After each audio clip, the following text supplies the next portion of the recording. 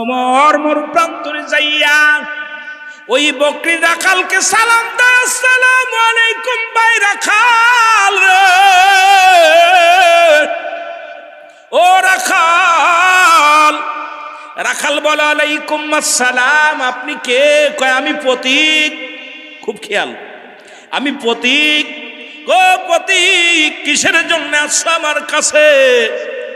ও রাখাল, এই মরুপ্রান্তরে আসিয়া গলাটা আমার শুকায়া গেছে, কলিজাটা শুকায়া গেছে। তুমি যদি আমার ক্ষুধাও লাগছে, যদি পারতাম আমার এক পেয়ালা তোমার বকরির দুধ দিতাও, এই দুধটা খাইয়া ক্ষুধা নিবারণ করতাম, পিপাসা নিবারণ করতাম।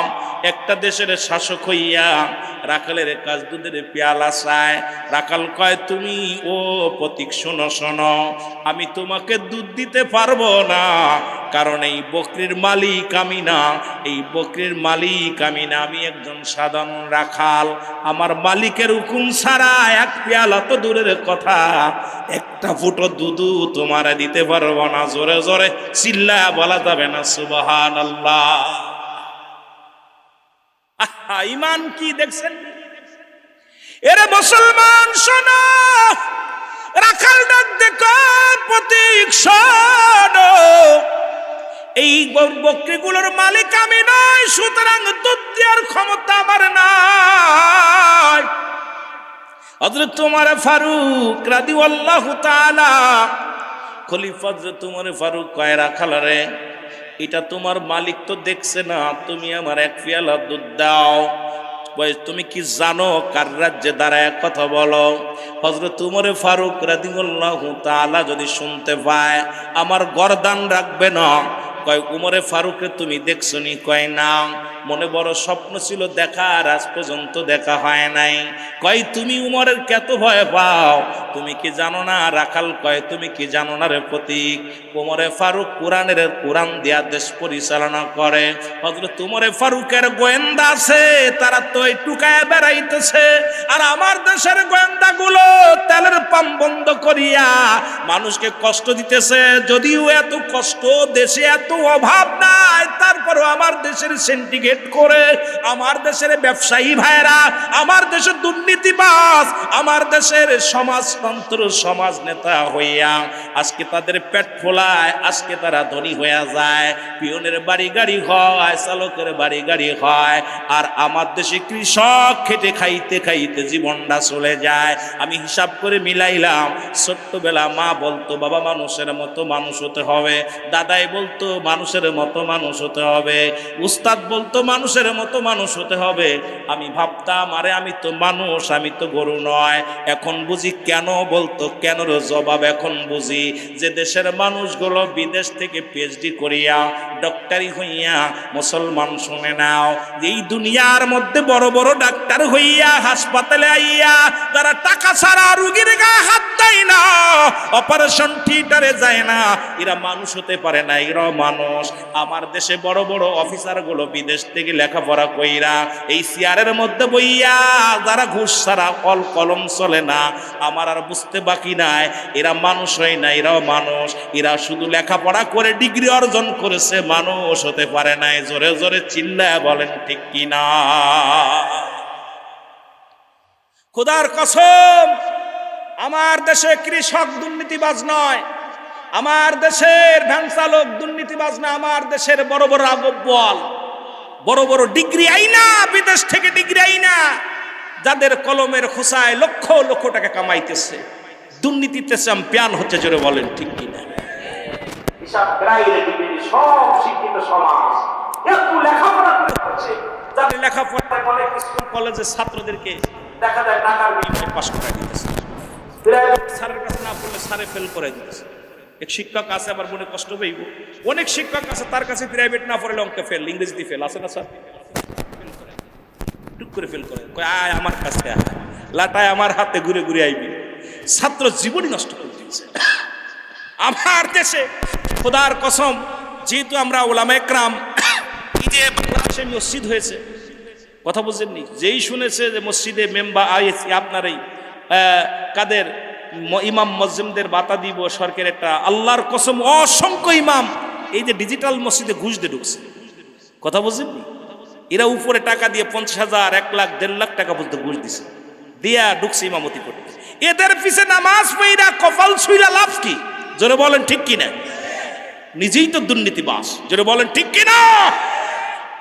এ সমাজ বাচ্চা, আপনারা কষ্ট পাচ্ছেন? কষ্ট পাচ্ছেন? কারণ আমি আসছি, আমার মরতে হবে, কবরে যেতে হবে, আমাকে ছাড়বে না, রব্বে কারিম আমাকে ধরবে, তখন আমি কি জবাব দিব? জবাব দিতে পারবো না। এ মুসলমান শুনে নাও, হযরত ওমর ফারুক ডাকতে বলে, রাখাল রে, তুমি আমার একটু শোনো, আমার সঙ্গে একটু আড়ালে যাও। উনি আড়ালে যাইয়া 40টা দিনার দিয়া হাতের মধ্যে দিয়া কয়, রাখালেই নাও। স্বর্ণের দিনার দিয়া বলে, ও রাখাল, আমাকে এক পেয়ালা দুধ দাও, এই দুধটা খাইলে আমি জীবন বাঁচবে, আমি বাঁচব, পিপাসাও নিবারণ হবে। সঙ্গে সঙ্গে ডাক, দেখো প্রতীক, তুমি যে মুনাফিক, কত বড় কথা, তুমি নিজেই চোর মুনাফিক। হযরত উমরে ফারুকের টকবগে মেজাজ, খত্তাবের বেটা উমর কিন্তু সব চাইতে রাগনীয় খলিফা। যখন মুনাফিক বলছে, ডাক দে, রাগটা সেক দিয়া বসে পড়ে বলে, ও রাখাল, তুমি যে আমারে মুনাফিক বললা, আমি কি অপরাধ করেছি আমারে মুনাফিক তুমি বললা? কই, তুমি কি জানো উমরের রাজ্যে বাস করিয়া ঘুষ আদান প্রদান করা যাবে না, এটা উমরের রাজ্য, উমর খলিফা, আর তুমি একজন মুসলমান হইয়া তুমি কি মুনাফিক মুসলমান নাকি ইমানদার মুসলমান? তুমি দাড়ি টুপি, তোমার মাথায় টুপি, মুখের মধ্যে দাড়ি, তুমি আমারে ঘুষ দিতে চাও? আমার দেশের কত দাড়িওয়ালা, টুপিওয়ালা, বড় বড় জুব্বা গায়ে দিয়া, বড় বড় জুব্বা গায়ে দিয়া ঘুষ ছাড়া তাদের কলম চলে না। উপরে লিবাসের ভিতরে এলেম দেখায়, ভিতরে শয়তানের ইবলিস ঢুকায় ফেলছে। জোরে বলেন ঠিক কিনা? বললে হয়তো কষ্ট পাবেন। 2004 সালের মাদ্রাসা বোর্ডের চেয়ারম্যান ছিল হচ্ছে আপনার, তখন ছিল আয়ুব, মাদ্রাসা বোর্ডের চেয়ারম্যান ছিল আয়ুব। আর ওই পিয়ন ছিল, যিনি আপনার ওই ছিল, কিরানি ছিল, আমার বাবারা আমার শাহাদত, ভালো করে লেখে নেন, আমিরুল আমিন সিদ্দিকী। ওখানে গেছি, তো একটা ছেলের আমার নিজেরই, আমি তখন উইতেল গেছি, মানে একটা আর এর জায়গা ছোট অক্ষর লিখছি, বড় অক্ষরের জায়গা ছোট অক্ষর লিখে ফেলছি।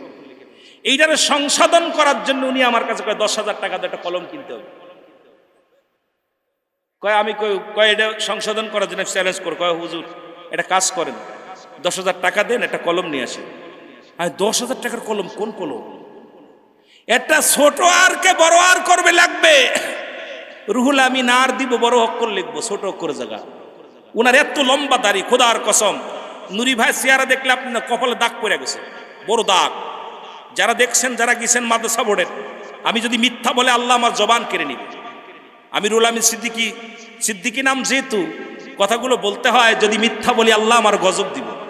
উনি আমার গোপনে কয়, হুজুর বিয়াদবি মাফ করবেন, এর রোজার সময় গেছি, তাও হুজুর করেন, কলম, কিন্তু কলম নাই তো, এটা কলম কাইটা মুইসা দিতে হবে তো, কি 10,000 টাকা দেন। 10,000 টাকার কলম, কথা বুঝেননি?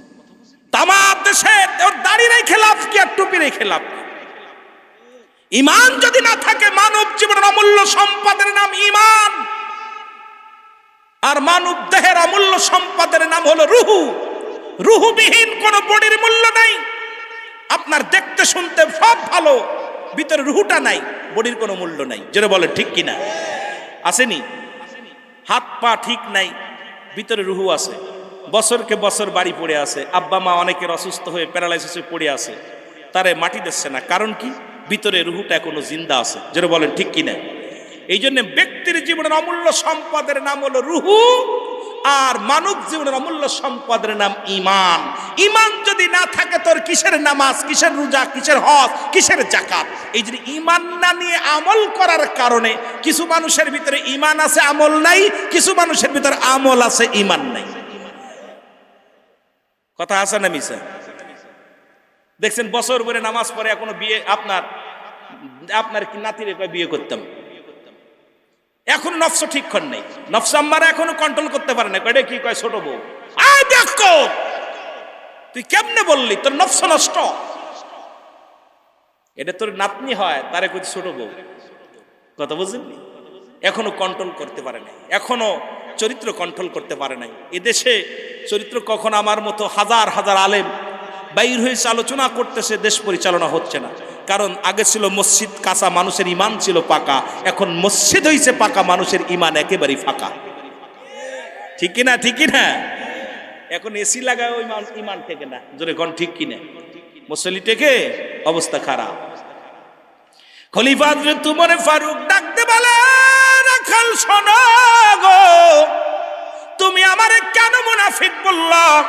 কয় তুমি নিজে একটা চোর, আমাকে চুরি করা শিখাইতেছ, সুতরাং তুমি মুনাফিক। হযরত উমর মাথাটা নত করে ডাক দেখো, আল্লাহ, আমার রাজ্যে একজন রাখালের ইমান কত মজবুত। ও রব্বে কারীম, আমি রাজ্যের যদি না বাইর হতাম ছদ্মবেশে, এমন মানুষ দেখতে পাইতাম না।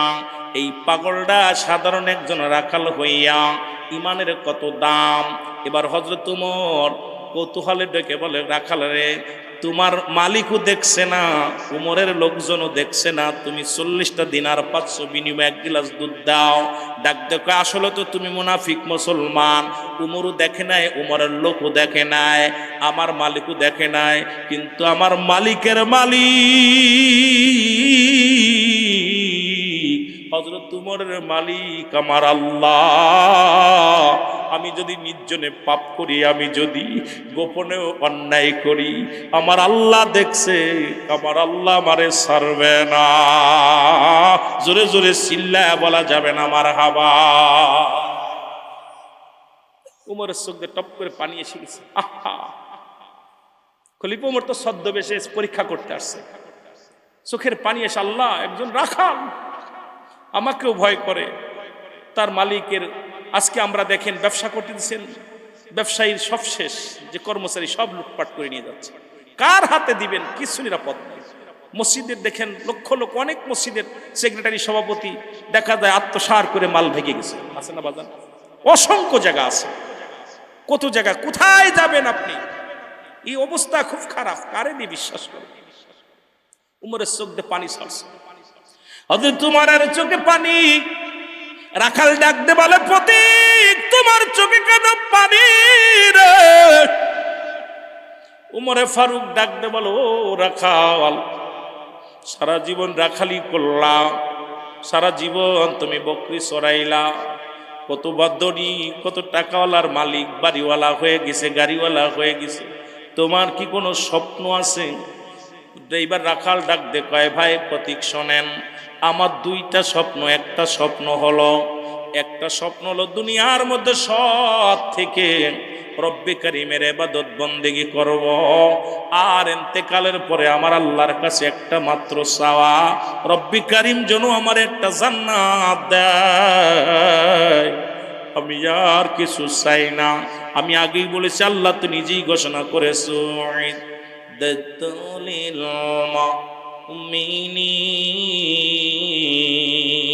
আল্লাহ কয় মুমিনদের জন্য, মুত্তাকিনদের জন্য একটা নয়, 2টি নয়, 8টা জান্নাত প্রস্তুতি করে রাখছে। কেডা কেডা যাবেন একটু হাত তুলে দেখায়া দেন, জোরে জোরে চিল্লায় বলা যাবে না মারহাবা। আমার মনে বড় আশা ছিল যাব মদিনা, বলেন মনে বড়।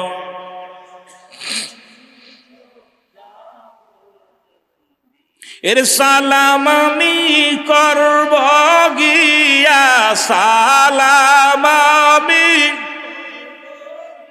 ওর নবীজির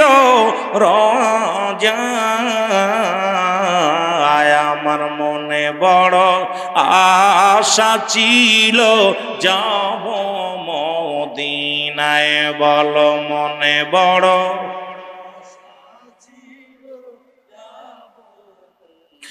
আরব সাগর পাড়ি দিব, নাই তোমাদের তরি,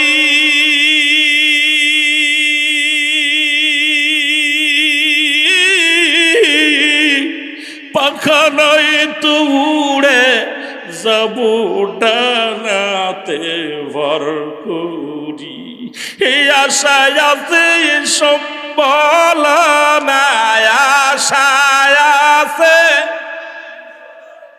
ওরে করি কিউ পায় আমার মনে বড় আশা ছিল যাব রে মদিনায় বল মনে বড়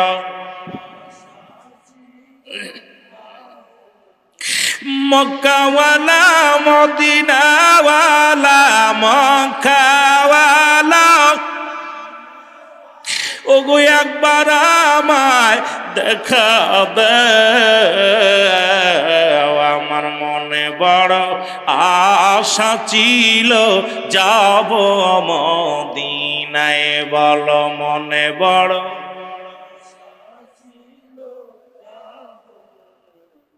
কে যাও ভাই সিংড়াবাসী সোনার মদিনা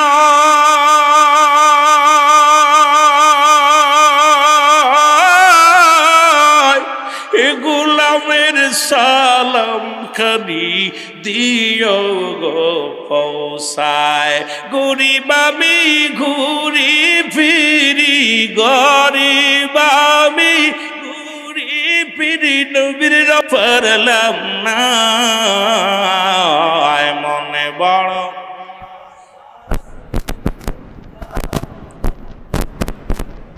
আরে খোদা কখন কবুল করে নিবে আল্লাহ মৃত্যুর একবার মদিনা জিয়ারত করে সুযোগ করে দিয়ে সবাইকে জোরে বলো না আমি এ আমার ভাইরা আমার বন্ধুরা আমার এক নম্বর হলো আমি ইন্তেকালের পরে আমার রব্বে কারীম যেন আমার একটা জান্নাত দেয় দুই নম্বর হলো আমি এমন একজন খলিফার রাজ্যে বাস করি এমন একজন মুসলমান শাসকের রাজ্যে আছি নাই পরনয় বাদশা হযরত ওমর ফারুকের আমি ইন্তেকালের আগে যেন একবার আমি সামনে চোখে দেখতে পারি এই দুইটা মাত্র আমার স্বপ্ন খলিফা হযরত ওমর ফারুক দেখতে বলে রাখা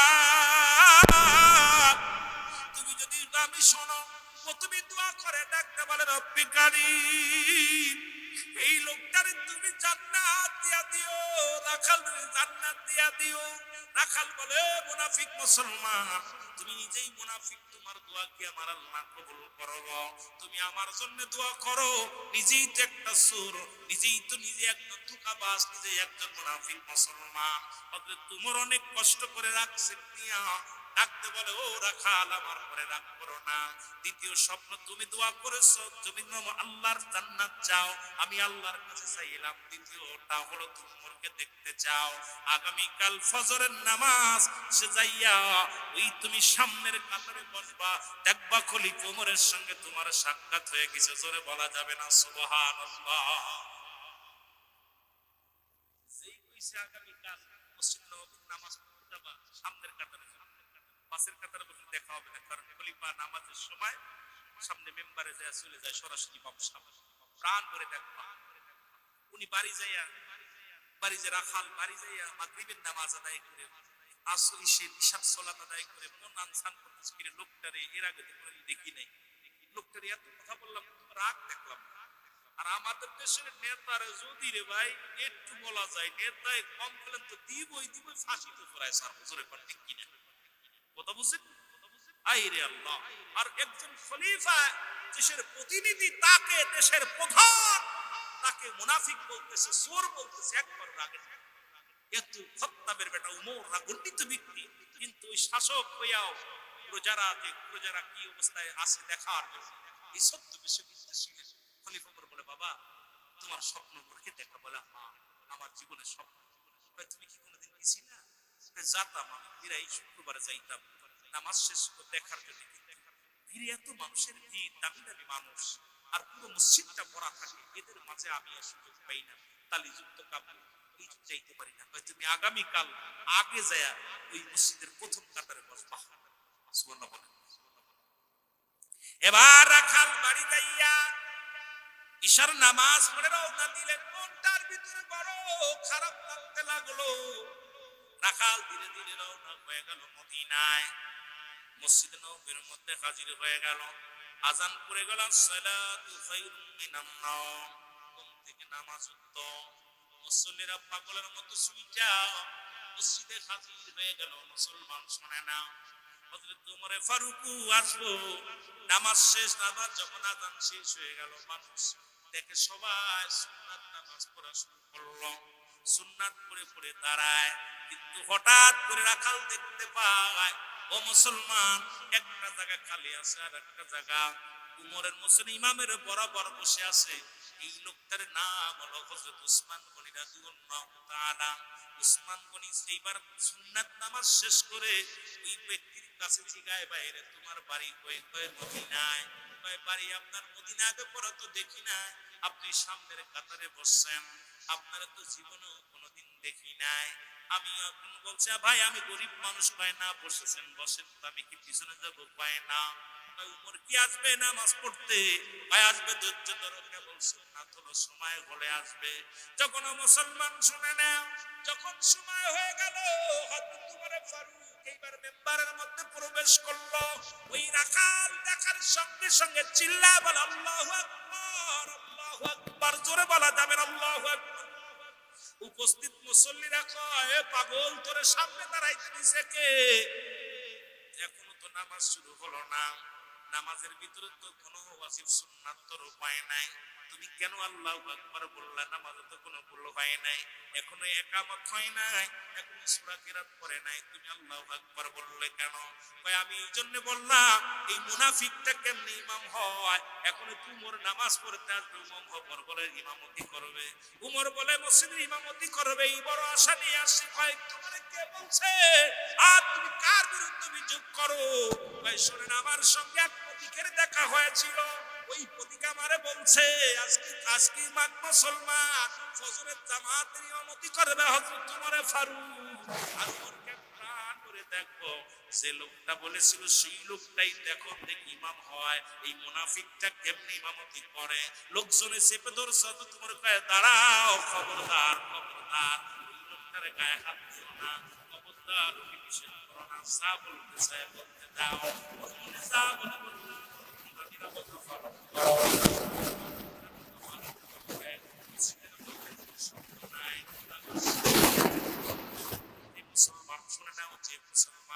ওই যে রাখাল মুনাফিক বলেছিল, সুর বলেছিল, উনিও নামাজ শেষ করলেন।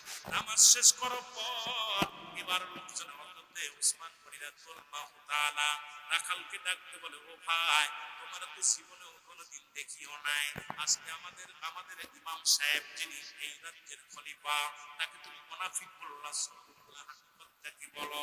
বলে এইটা হাকিকত শোনেন গো। হযরত ওমর মাথা নত করে চোখের পানি ছেড়ে দিয়া ডাকতে পায়, রাখাল, তুমি আল্লাহকে কত ভয় পাও? আমি কোরআনের আইন চালু করেছি, কোরআনের বিচার করি আমার রাজ্যে, সেই কোরআনের আইন মানতে চাই না, তুমি একটা অন্যায় করো না। আর তুমি তাকে দেখেছিলে, যা প্রতীক সেই প্রতীকে আমি ছিলাম, আমি হইলাম হযরত ওমর ফারুক রাদিয়াল্লাহু তাআলা। সঙ্গে সঙ্গে মুসলমান রাখাল জমিনের মধ্যে বেহুশে পড়ে গেলেন। পড়ে যাওয়ার পর হযরত ওমর ফারুক বুকের মধ্যে টান দিয়ে তুলে নিলেন, নিয়ে মুখের মধ্যে দুইটা চুমো দিলেন, চুমা দিয়া বুকের সঙ্গে টান দিয়ে কয়, রাখাল রে, আজ থেকে যতবার তোর মন চায়, কোনো ধনী গরিব নাই, এই মসজিদের মধ্যে আল্লাহকে ডাকার জন্য, যখন আল্লাহর সঙ্গে মিলিত হবে বান্দা, কোনো ধনী নাই, গরিব নাই, আমির নাই, পূজা নাই, একই কাতারে দাঁড়ায় দাঁড়ায় নামাজ পড়বা। আজকে যারা, আমিও উমর, শুধু একমাত্র ইমাম ব্যতীত এই মসজিদের মধ্যে আল্লাহর ইবাদত বন্দেগী করার জন্য যারা আসবে সবার জন্য মুক্ত থাকবে। যে আগে আসবে সে আগে বসবে, যে পাশে আসবে সে পাশে বসবে। সুতরাং এর মধ্যে কোনো ধনী গরিব নাই, রাজা বাদশা নাই, একমাত্র ইমাম ব্যতীত সবাই সমান। জোরে জোরে চিল্লায়া বলা যাবে না মারহাবা। আর আমার দেশে এমপির জন্য লাল গালিচা বিছানো হয়, চেয়ারম্যানের জন্য লাল গালিচা বিছানো হয়। রে ও মুসলমান, আজকে আমাদের সমাজের মধ্যে ও যুবক, ইমামের সোজাসুজি আমার দেশে অসংখ্য মসজিদের মধ্যে যায় নামাজ পড়ে রাখা হয়। এটা হলো আমাদের সেক্রেটারির যায় নামাজ, এটা হলো সভাপতির যায় নামাজ। সাধারণ মুসল্লি দাঁড়ায় না, ভয়ে দাঁড়ায় না, ইমাম কথা বলে না, কারণ ইমাম কথা বললেই চাকরি চলে যাবে। আমি অনুরোধ করে যাই, ওই আল্লাহর ঘরের মধ্যে ধনী গরি বন্ধ করো। আল্লাহ রাসূল কয় লা কখন ইল্লা ব্যতীত হুজুর মানে হাজের নাজের কল মানে আত্মা সলাত মানে নামাজ, লা সলাতা ইল্লা বিহুজুরের কল, লা কখন ইল্লা ব্যতীত হুজুর মানে হাজের নাজের কল মানে আত্মা সলাত মানে নামাজ। ওই নামাজের মধ্যে যদি ইমামের ভয় থাকে রে, এই নামাজের মধ্যে যদি তার ভয় থাকে, নামাজের মধ্যে তো দুনিয়ার জল্পনা কল্পনা ঢুকে যায়। এই নামাজ সারা জীবন তুমি পড়বা আর পড়বা, এই নামাজ দ্বারা রব্বে কারিমের নৈকট্য হাসিল করা সম্ভব হবে না। জোরে জোরে চিল্লায়া বলেন না ঠিক কিনা? আরে নামাজ অসংখ্য, আল্লাহ অনেক জায়গা মসজিদে নামাজ পড়াইছে। এর মাঝে একটা মসজিদে নামাজ পড়তে গেছি, হাজী সাহেবের দেখি আলাদা একটা কেউ বসে, নামাজ দ্বারা ফাঁকা। ভাই ফাঁকা কেন? আপনাদের এই বনপাড়ার কাছে একটা মসজিদ, তো হুজুর এই মসজিদের প্রতিষ্ঠাতা হাজী সাহেব উনি আইব। উনি যদি না আইব দাঁড়াই আসছে, কেউ দাঁড়ায় না, আর 8 মিনিট বেশি দাঁড়ায় না। হুজুর ওনার অনুমতি ছাড়া নামাজ পড়াইতে, আর তোর নামাজ ইমামতি করতে গেছি কিনা তুমি? বেটা কথা বুঝলেন? আমার হুজুর আপনার বাড়ি কই? বাড়ি দেখে ব্যস্ত কিনবেন নি? কথা বুঝলেন? পরে পরিচয় কয়টির পাইছে, হুজুর আমি আপনারা চিনতে পারছি, আপনি মনে হয় বক্তা। কথা বুঝলেন? আমি কই ভাই বক্তা আর তক্তা না, কারণ এই জায়গায় খালিক করছে ভাই যান। এই জন্য অনুরোধ করব, ইমাম মানেই নেতা। যেখানে ইমামের মূল্য নাই, ইমামতি ছেড়ে দেন, প্রয়োজন নাই। যেটা বলেন ঠিক কিনা? এর মধ্যে সীমাবদ্ধ থাকবেন না, কারণ আপনার নবী মাটি কাটছে, আপনার নবী মাটি টানছে, আপনার নবী বকরি বিচারণ করেছে। আপনি শুধু এসির মধ্যে ঘুমাইবেন আর খাবেন না, আপনি রাখালি করেন, আপনি মাঠে কাজ করেন, গরু পালেন, ছেড়ে দেন, প্রয়োজন নেই। কারণ আমরা যখনই আমরা শক্ত হব, ইমামরা যারা শক্ত হবে, দেখবেন মুসল্লি একদম সোজা হয়ে যাবে। যেটা বলেন ঠিক কিনা? সোজা হয়ে যাবে। কিন্তু আমরা ইমামরা ওর মধ্যে সীমাবদ্ধ করে ফেলেছি, চিন্তা করে খালি পরের বাড়ি খাবো আর নামাজ পড়াইব। বন্ধ, এগুলো বন্ধ করতে হবে। যেটা বলেন ঠিক কিনা? কাজ করো, তাহলে পাশাপাশি ইমামতি করো, পাশাপাশি ব্যবসা করো, পাশাপাশি একটা কর্মস্থল খুঁজে নাও, দেখবে তোমারে পায়ে ধরে নিব, হুজুর আহেন আহেন, হুজুর হুজুর হুজুর করবো। এখন আমরা এই জন্য অনুরোধ করবো, যারা ইমাম আছেন আপনি নিজের পায়ের তলে মাটি আগে শক্ত করেন, দেখবেন আপনাদের মর্যাদা বেড়ে যাবে। যেটা বলেন ঠিক কিনা? ঠিক কিনা? ঠিক কিনা? একটু মহব্বতের সঙ্গে দুরূদ শরীফ পড়েন। আল্লাহুম্মা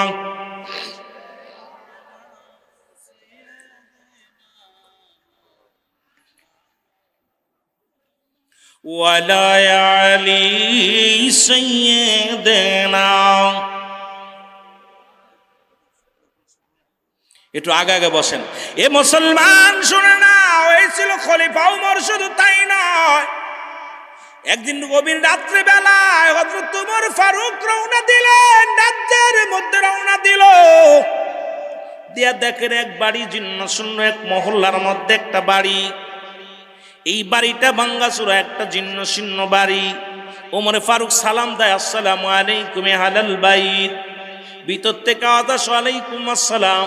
একজন বুড়ি মানুষ, জীর্ণ শীর্ণ, গায়ের ভিতরে কোনো হাড্ডি মাত্র আছে, গোস্ত নাই।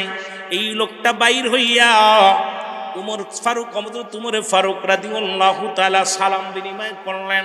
এবার ডাক দে, বলো ও বুড়িমা, এই ঘরের মধ্যে আছেন? কয় বাবা কি করব, জীর্ণ শীর্ণ ঘর, এই ঘরের মধ্যে আসি, খাবার নাই, পেটের মধ্যে খাবার নাই। কয় আপনি কেউ, আপনার রাজ্যের প্রধানকে আপনি জানেন? কয় আমার রাজ্যের প্রধান হলো হযরতে খলিফা হযরত উমরে ফারুক রাদিয়াল্লাহু তাআলা। বলে আপনি কি উমরের কাছে গিয়েছিলেন কোনোদিন? কয় কেন উমরের কাছে যাব? কেন উমরের কাছে যাব? পারলে উমর আমার কাছে আসবে, যেহেতু সে এই মহল্লার খলিফা। খুব খেয়াল করবেন বাবারা আমার, শুনে নেন, আমি কেন উমরের কাছে যাব? আমি গরিব মানুষ, কেন উমর আমার চোখই দেখে না? আজকে তো আল্লাহর আদালতে আমি মামলা দিব, আল্লাহর আদালতে মামলা দিব, উমর আমার খবর নেয় নাই, উমরের বিরুদ্ধে অভিযোগ করব আমি আল্লাহর দরবারে।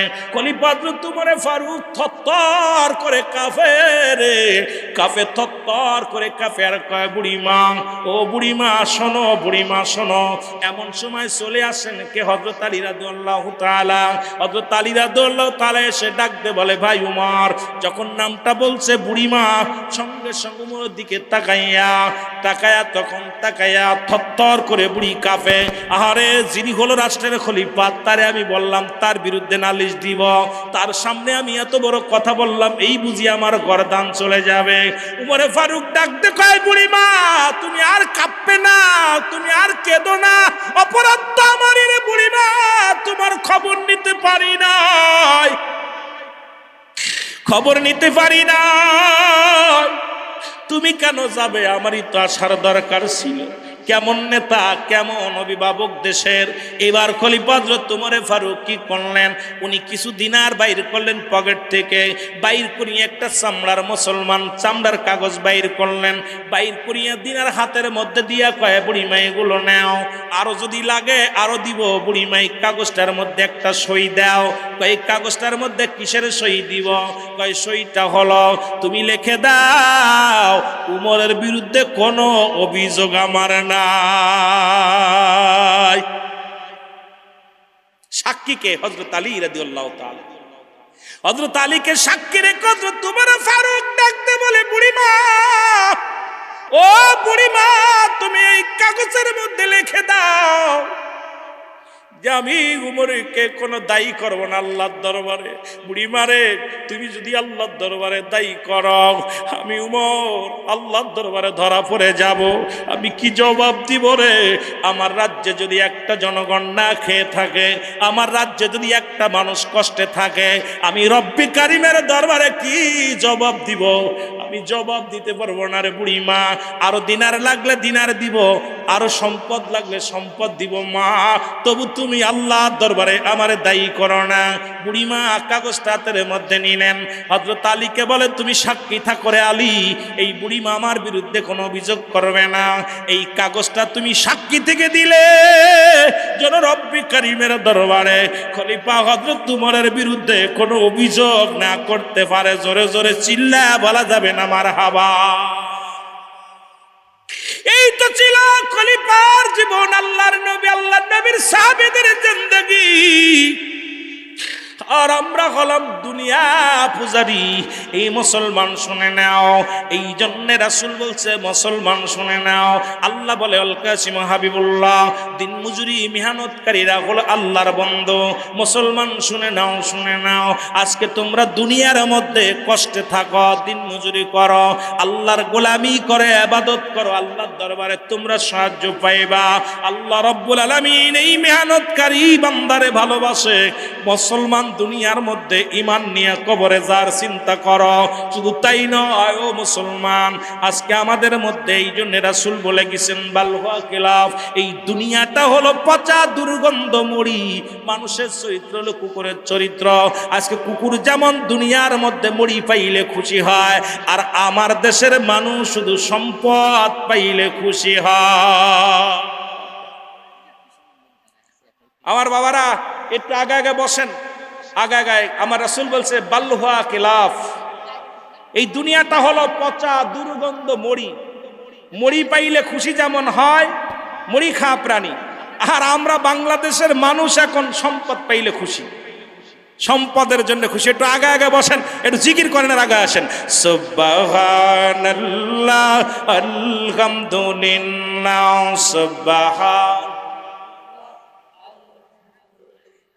লা ইলাহা, আরো জোরে লা ইলাহা।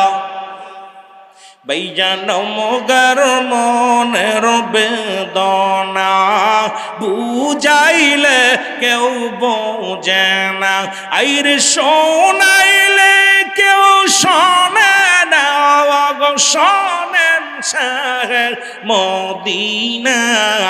লা ইলাহা, আরো জোরে লা ইলাহা, মহব্বত লা ইলাহা, লা ইলাহা মুহাম্মদ। এ দুনিয়ার মুসলমান,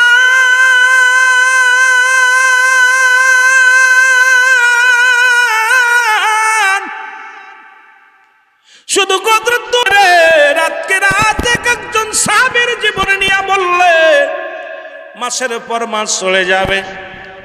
রাতের অন্ধকারে আপনারা শুনেছেন ওয়াজ, শোনা ওয়াজটা করে যায়। রাতের অন্ধকারে খলিফা ওমর রওনা হয়ে গেলেন। দেখে ঘরের মধ্যে বালকরা কান্দে, চোখের পানি ছেড়ে কান্দে, আর কয় মা খাবার দাও। যিনি খলিফা, রাজ্যের খলিফা, ছদ্মবেশে রওনা দিলেন। আর আমাদের এমপি সাহেব, মন্ত্রীরা, আমাদের চেয়ারম্যানরা 10টার আগে তাদের ঘুম ভাঙে না। বউ কয় উঠায় যা, ডিস্টার্ব করো না। নির্বাচনের আগে কত পায়ে ধরে, কত না তেল মাখায়। রিক্সা চালক, ভ্যান চালকরে পাইলে জড়ায় ধরে। আর যখনই প্রতিনিধি হয় তাদের পায়ে ধরা লাগে, তার পিএসের পায়ে ধরা লাগে। মাসের পর মাস ঘুরতে ঘুরতে স্যান্ডেল খায়। এমপির সঙ্গে দেখা নাই, চেয়ারম্যানের লগে দেখা নাই, মেম্বারের লগে দেখা নাই। আর তাদের ভাষা শুনলে বড় কষ্ট হয়। এই যে দেখলাম ঈদের আগে গরিব মানুষের চাউল দিছে। আমার দেশের কত মেম্বারেরা 10 কেজি চাউলের জায়গা 7 কেজি দিছে, 3 কেজি চুরি করছে। দাড়ি আছে মুখে, টুপি আছে মাথায়। এই চোরের জাত কবে ভালো হবি এখন বুঝি আসে না। জোরে জোরে চিল্লায় বলেন ঠিক কিনা? এ চোররা কবে ভালো হবে? 7-10 কেজি চাউল দিবে গরিবরে, এডার মধ্যে 3 কেজি মারছে। কথা বুঝেনি? বালতি করে বলে আমার মাথায় টুপি দিয়ে মারতেছে। গরিবের হক 3 কেজি চাউল যদি চুরি করে গরিবের কম্বলে যদি লম্বাসে, কম্বলে কিছু থাকে। কোটিপতি তামাল্লে এক বাপ ছিল, গরিবের 3 কেজি চাল দেয়, 5 কেজি এডারে মেরে দিচ্ছে। এ চোর গেলে সোজা করবে কি? কথা বুঝেননি? বড় কষ্ট লাগে ভাই, হৃদয়ের ভিতরে কষ্ট লাগে। কারণ কে, আমি বলবো না, আপনি বলবেন না, কে বলবো? খলিফা হযরত উমর ফারুক দেখ, মা খাবার দাও, খাবার দাও। মা পাতিলের ভিতরে কিছু পাথর দিয়া পানি জ্বালায়। সন্তানেরা ঘুমায় গেছে খাবার চাইয়া চাইয়া। খলিফা হযরত উমর ফারুক ভিতরে প্রবেশ করলেন। কয় মা তুমি রান্না করতেছো, বালকেরা কান্দে, খাবার চাইল দিলে না গো মা। বাবারে কি দিব? একটা সপ্তাহ যাবৎ ঘরের ভিতরে কোনো খানা নাই। এই রাত আমার সন্তানেরা, ছোট ছোট বালকেরা, আম্মু খাবার দেয়, আম্মু খাবার দাও। খাবার দেওয়ার মতো আমার কিচ্ছু নাই, ঘরের ভিতরে চাউল নাই, ঘরের ভিতরে কোনো খানা নাই। পাতিলের ভিতরে কিছু পাথর দিয়া জ্বালায়া অভিনয় করেছি, সন্তানদের বলছি খানা গলে দিব। কানতে কানতে ঘুমায় গেছে। হযরত উমর পাগলের মতো দৌড়াইয়া রাজদরবারে চইলা গেছে। যা বলে আসলাম রে, কোথায় রে আসলাম, দরজা খোল। দরজাটা খুলে দিছে। কয় বাইতুল মালের দরজা খোল। দরজা খুলে আসলাম রে, আমার এক বস্তা আটা উঠায় দে আমার মাথায়। আসলাম কয় হুজুর মাটা কি আরবেন? কয় আমি যে পাপ করেছি রে আসলাম, আমার আল্লাহর আদালতে যদি গরিব যায় বলে আমি মোরের রাজ্যে না খেয়েছিলাম, আমি কেমনে জবাব দিব? আরে আমার মাথা উঠা দে। আসলাম আঠার বস্তু উঠা দিলেন মাথার মধ্যে। হযরত উমর যিনি খলিফা, দেশ পরিচালনা করেন, রাষ্ট্রনায়ক, এমপি নয়, একজন দেশ পরিচালক, একজন নায়ক, ইনি মাথার মধ্যে বোঝাটা নিয়ে গরিবের ঘরে হাজির হয়ে ডাক দে বলে, বুড়ি মা এই আটাটা নিয়ে তোমার সন্তানদের রুটি বানায় খাওয়াও। কয় বাবারে, এই রাজ্যের খলিফা যদি উমর না হয় তুমি হইতারে বাবা, কতই না ধন্যবাদ আমি। এই উমরের বেটা কেন হতে গেছে খলিফা? আজকে আমি আপনার মতো মানুষ, আপনার মধ্যে তো ভালো মানুষ, এই রাজ্যের যদি খলিফা তো মানুষ, দুঃখী মানুষের দুঃখ দূর হয়ে যেত। অথচ উমর বলে, মা তুমি খলিফা উমরের দরবারে গেছো নি? কই না মা, আগামীকাল উমরের দরবারে যাবা। আমি উমরকে ওই দরবারে থাকব, তাকে বলে আরো কিছু বেশি দেওয়ার চেষ্টা করব। জোরে জোরে চিল্লা বলা যাবে না আমার হাবা করছেন? কেমন কেমন একজন রাজা নিজে কানতে কানতে কয়, মা গো তুমি একটা কাজ করো, আগামী দিন তুমি যাবা, মা বুড়ি মা গালি দিতেছে, আল্লাহ বড় বড় উমর যদি প্রতিনিধি না হইয়া যদি এই লোকটা প্রতিনিধি হতো কতই না ভালো হতো। আল্লাহ বলছে, মা গো তুমি উমরে চেনো? কই না চিনি না। কয় তাহলে আগামীকাল উমরে জিতাবো। মহিলা যায় দেখে হজরত উমর, খলিফা হজরত উমরে ফারুক জনগণকে মালামাল দিতেছে। ও মহিলা থরথর করে কাঁপতেছে থরথর করে। হজরত উমরে ফারুক দেখায় মহিলাটাকে দেখে বলে, মা আপনি আইছেন? কয় বাবা আমি আইছি। কয় বাবা তুমি খলিফা উমর? বাবা আমি তোমাকে গালি দিছি, আমার মাফ করে দিও। কয় মা গো আপনি ঠিকই করেছেন, আমি কেন আপনার কাছে সময় মতো যেতে পারি নাই? এই যে ব্যর্থতা তো আমার, এই দায়ভার তো আমার, কেন আমি আপনার খবর নিতে পারি নাই, আমি আপনাকে খবর নিতে পারিনি, এর জন্য দায়িত্ব আমি আল্লাহর আদালতে কি জবাব দিব? এই ছিল খলিফাদের জীবনী, এই ছিল ইসলামের জিন্দেগি। আর আমার দেশের অবস্থা, বহির্বিশ্বের অবস্থা দেখলে বড় কষ্ট লাগে যে আমাদের এই সেই দেশ আজকে দেশই আছে, সেই ইসলাম আর ইসলামই আছে, কিন্তু মানুষগুলো পরিবর্তন হয়ে গেছে। এই মানুষগুলো দুনিয়া পুজুরি, কারণ এই মানুষগুলো জানে না যে আমি পরবর্তী সময় আপনার আমার জন্য কি নিয়ামত বই আনতেছে, আপনি নিজেও জানেন না। কারণ আগামীকাল আমরা বাঁচবো কেউ বলতে পারি না। আজকে দুনিয়া দুনিয়া দুনিয়া নিয়ে ব্যস্ত আছি, আজ না হয় কাল মেন্তেকাল করবো, বাড়ি গাড়ি কিচ্ছু নিয়ে যেতে পারলাম। বলে কুল্লু মান আলাইহা সব শেষ করে দিবে কে? আল্লাহ বলে বান্দা এই জমিনটা আমি রাখবো না, এই জমিনের মধ্যে যা কিছু আছে সব কিছু আমি চূর্ণ বিচ্ছিন্ন করে দিব, এই জমিনটা আমি পুড়ায়া তামা বানায়া দিব। ঘোষণা কার? আরো জোরে বলেন ঘোষণা কার? এই পৃথিবীর মধ্যে 3 ভাগ হলো পানি, 1 ভাগ মাটি। আল্লাহ কয় মাটিগুলো পুড়া তামা বানায় দিব, এই জমিনের ভিতরে যত পানি আছে সবগুলো পুড়ে ছাই হয়ে যাবে। সব শেষ করে দিবে কে? আরো জোরে বলেন কে? আজকে কার জন্য তুমি ঘুষ খাও? কার জন্য তুমি সুদ খাও? কার জন্য বড় বাড়ি বানাইলাম? কার জন্য এমপি মন্ত্রী হইলাম? কার জন্য দুনিয়ার সম্পদ জোগাড় করলাম? এই দুনিয়ার সব কিছু পরে থাকবে, কিচ্ছু বলতে কিচ্ছু থাকবে না। জোরে জোরে চিল্লায় বলা যাবে না, ঠিক কিনা? কার জন্য করতেছো? যার জন্য কেটটা পাপ করেন না আপনি। বিবিরে যায় জিগাইবেন, বউ খুব ভালোবাসে আপনারা, আপনিও ভালোবাসেন, তারা জিগাইবেন যে বিবিরে আমি তো একটা পাপ করছি, তোমার এই পাপের ভাগটা নাও। নিব? বিবি নিব? ছেলে নিব? মেয়ে নিব? তাই যে সুদ খেতেছেন, ঘুষ খেতেছেন, সুদের টাকা ছেলেরে খুব খুব বাজার করে ঈদের বাজার করে দিচ্ছেন, বিবির জন্য দামি কাপড় কিনছেন, মেয়ের জন্য দামি কাপড় কিনছেন, খোদার কসম বিবিরে জিগাইবেন, কবে এই তো আমি 20 লাখ টাকা সুদ খাইছি, ঘুষ খাইছি, এবার রমজানে ঘুষ খায় তোমার এটা দিতেছি। কয় যা খাইছো খাইছো, ওইটা দিছো আমারে দিছো, পাপের ভাগটা নিতে রাজি নেই। জোরে কোন ঠিক কিনা? আপনার পাপের ভাগ নিব? ছেলে কইবে আব্বা এটার ভাগে আমি নাই, মেয়ে কইবে আমার দরকার নাই, বউ কইবে তোর পাপ তুই নিয়ে মর, আমার দরকার নেই, আমার গাড়ির দরকার, বাড়ির দরকার।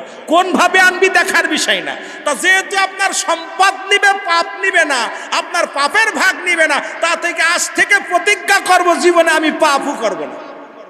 যারা বলেন ঠিক কিনা? প্রতিজ্ঞা করব ও না খেয়ে মরে যাক, অন্যায় করব না। যারা বলেন ঠিক কিনা? রাজি আছেন তো? রাজি আছেন? না সুদ খাবেন, না ঘুষ খাবেন? খাবেন? ঘুষ খা হারাম না হালাল? জোরে বলেন হারাম না হালাল? সুদ খা হারাম না হালাল? আরো জোরে বলেন। শুয়োরের গোস্ত খা হারাম না হালাল? যা শুয়োরের গোস্ত খা যদি হারাম হয়, সুদু খা হারাম হয়। আপনি যারা সুদ খোর, ওরা কি শুয়োরের গোস্ত খায় না গরুর গোস্ত খায়?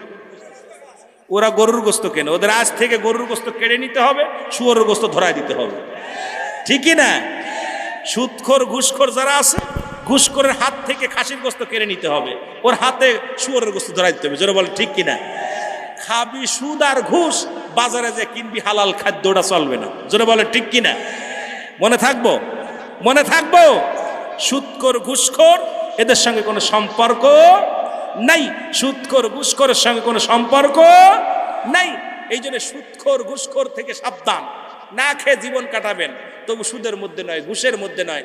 আল্লাহ পাক যেন এদের ঘুষ করে সুদখোরদের অবস্থা কিয়ামতের ময়দানে আগুনের নদীর মধ্যে নিক্ষেপ করবে, এই নদীতে সাঁতার কাটবে, তারা আবার আগুনের নদীর ভিতরে সাঁতার কাটবে, আর তাদের খাবে কি যেন আগুনের দলা, এই গুল্লাগুলো দিব, এরা খাইব, পিছনে নারী বুড়ি বাইর হয়ে যাইব।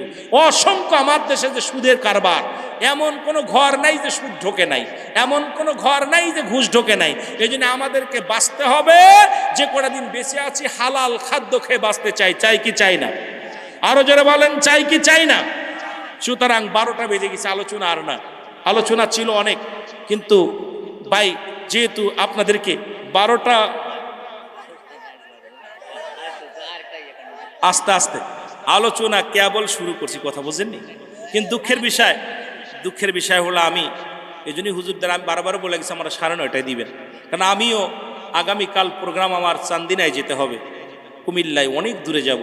এই জন্যই দূরে আপনারাও ফজরে নামাজ পড়বেন, আসসালাতু খায়রুম মিনান নাওম, ঘুম থেকে নামাজ উত্তম। আপনারা ভালোবাসেন আমাকে, ভালোবাসার শেষ নাই।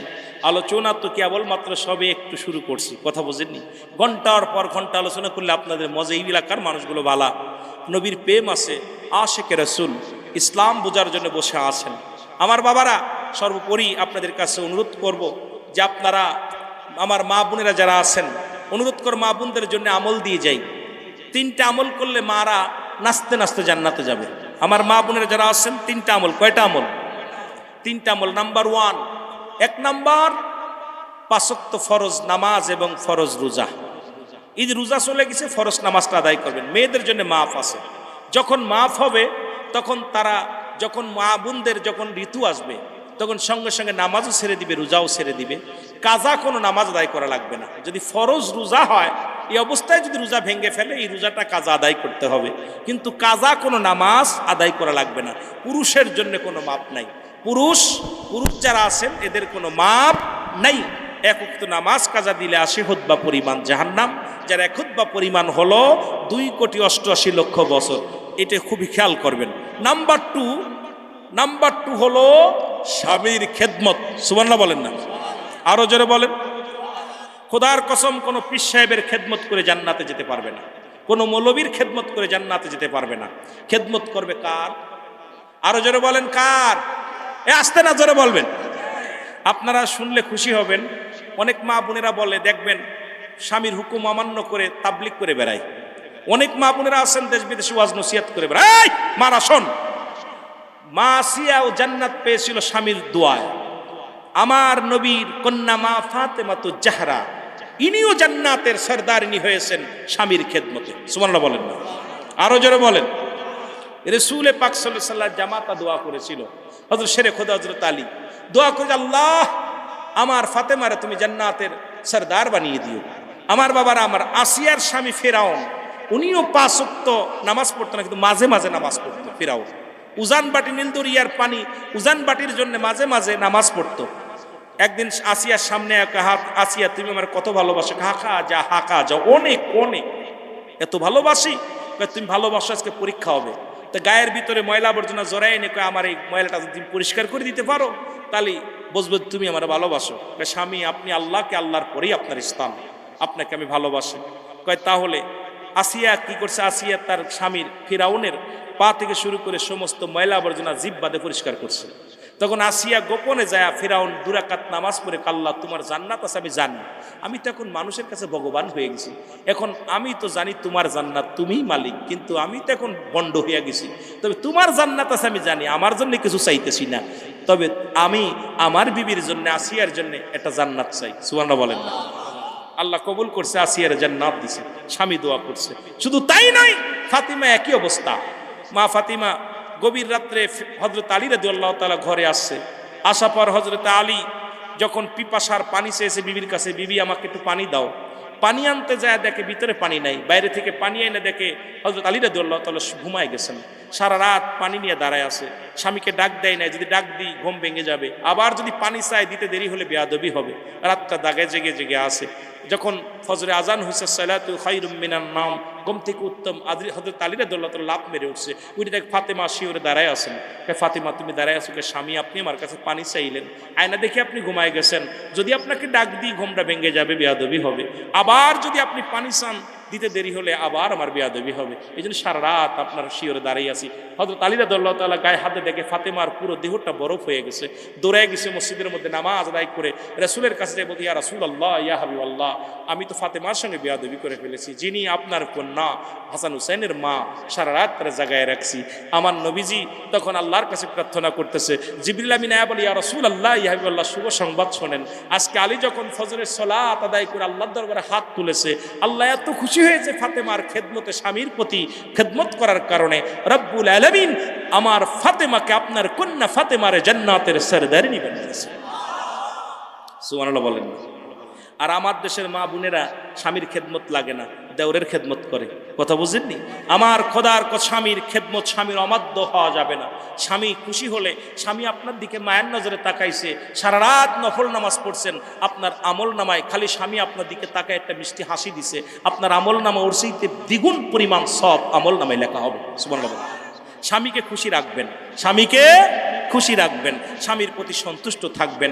কিয়ামতের ময়দানে রাসূল পাক সাল্লাল্লাহু আলাইহি ওয়াসাল্লাম যখন মিরাজ করলেন, আল্লাহর সঙ্গে দেখা করলেন, মিরাজ থেকে ফিরে এসে জাহান্নাম দেখে বলতেছিল, হে আয়েশা, তুমি কি জানো আমি জাহান্নামে দেখলাম অধিক পরিমাণ নারী জাহান্নামী। রাসূল বলার পর আম্মাজান আয়েশা বলে, ইয়া রাসূলুল্লাহ, কারণ কি? বলে, ওই সমস্ত নারীরা স্বামীর লানতকারী।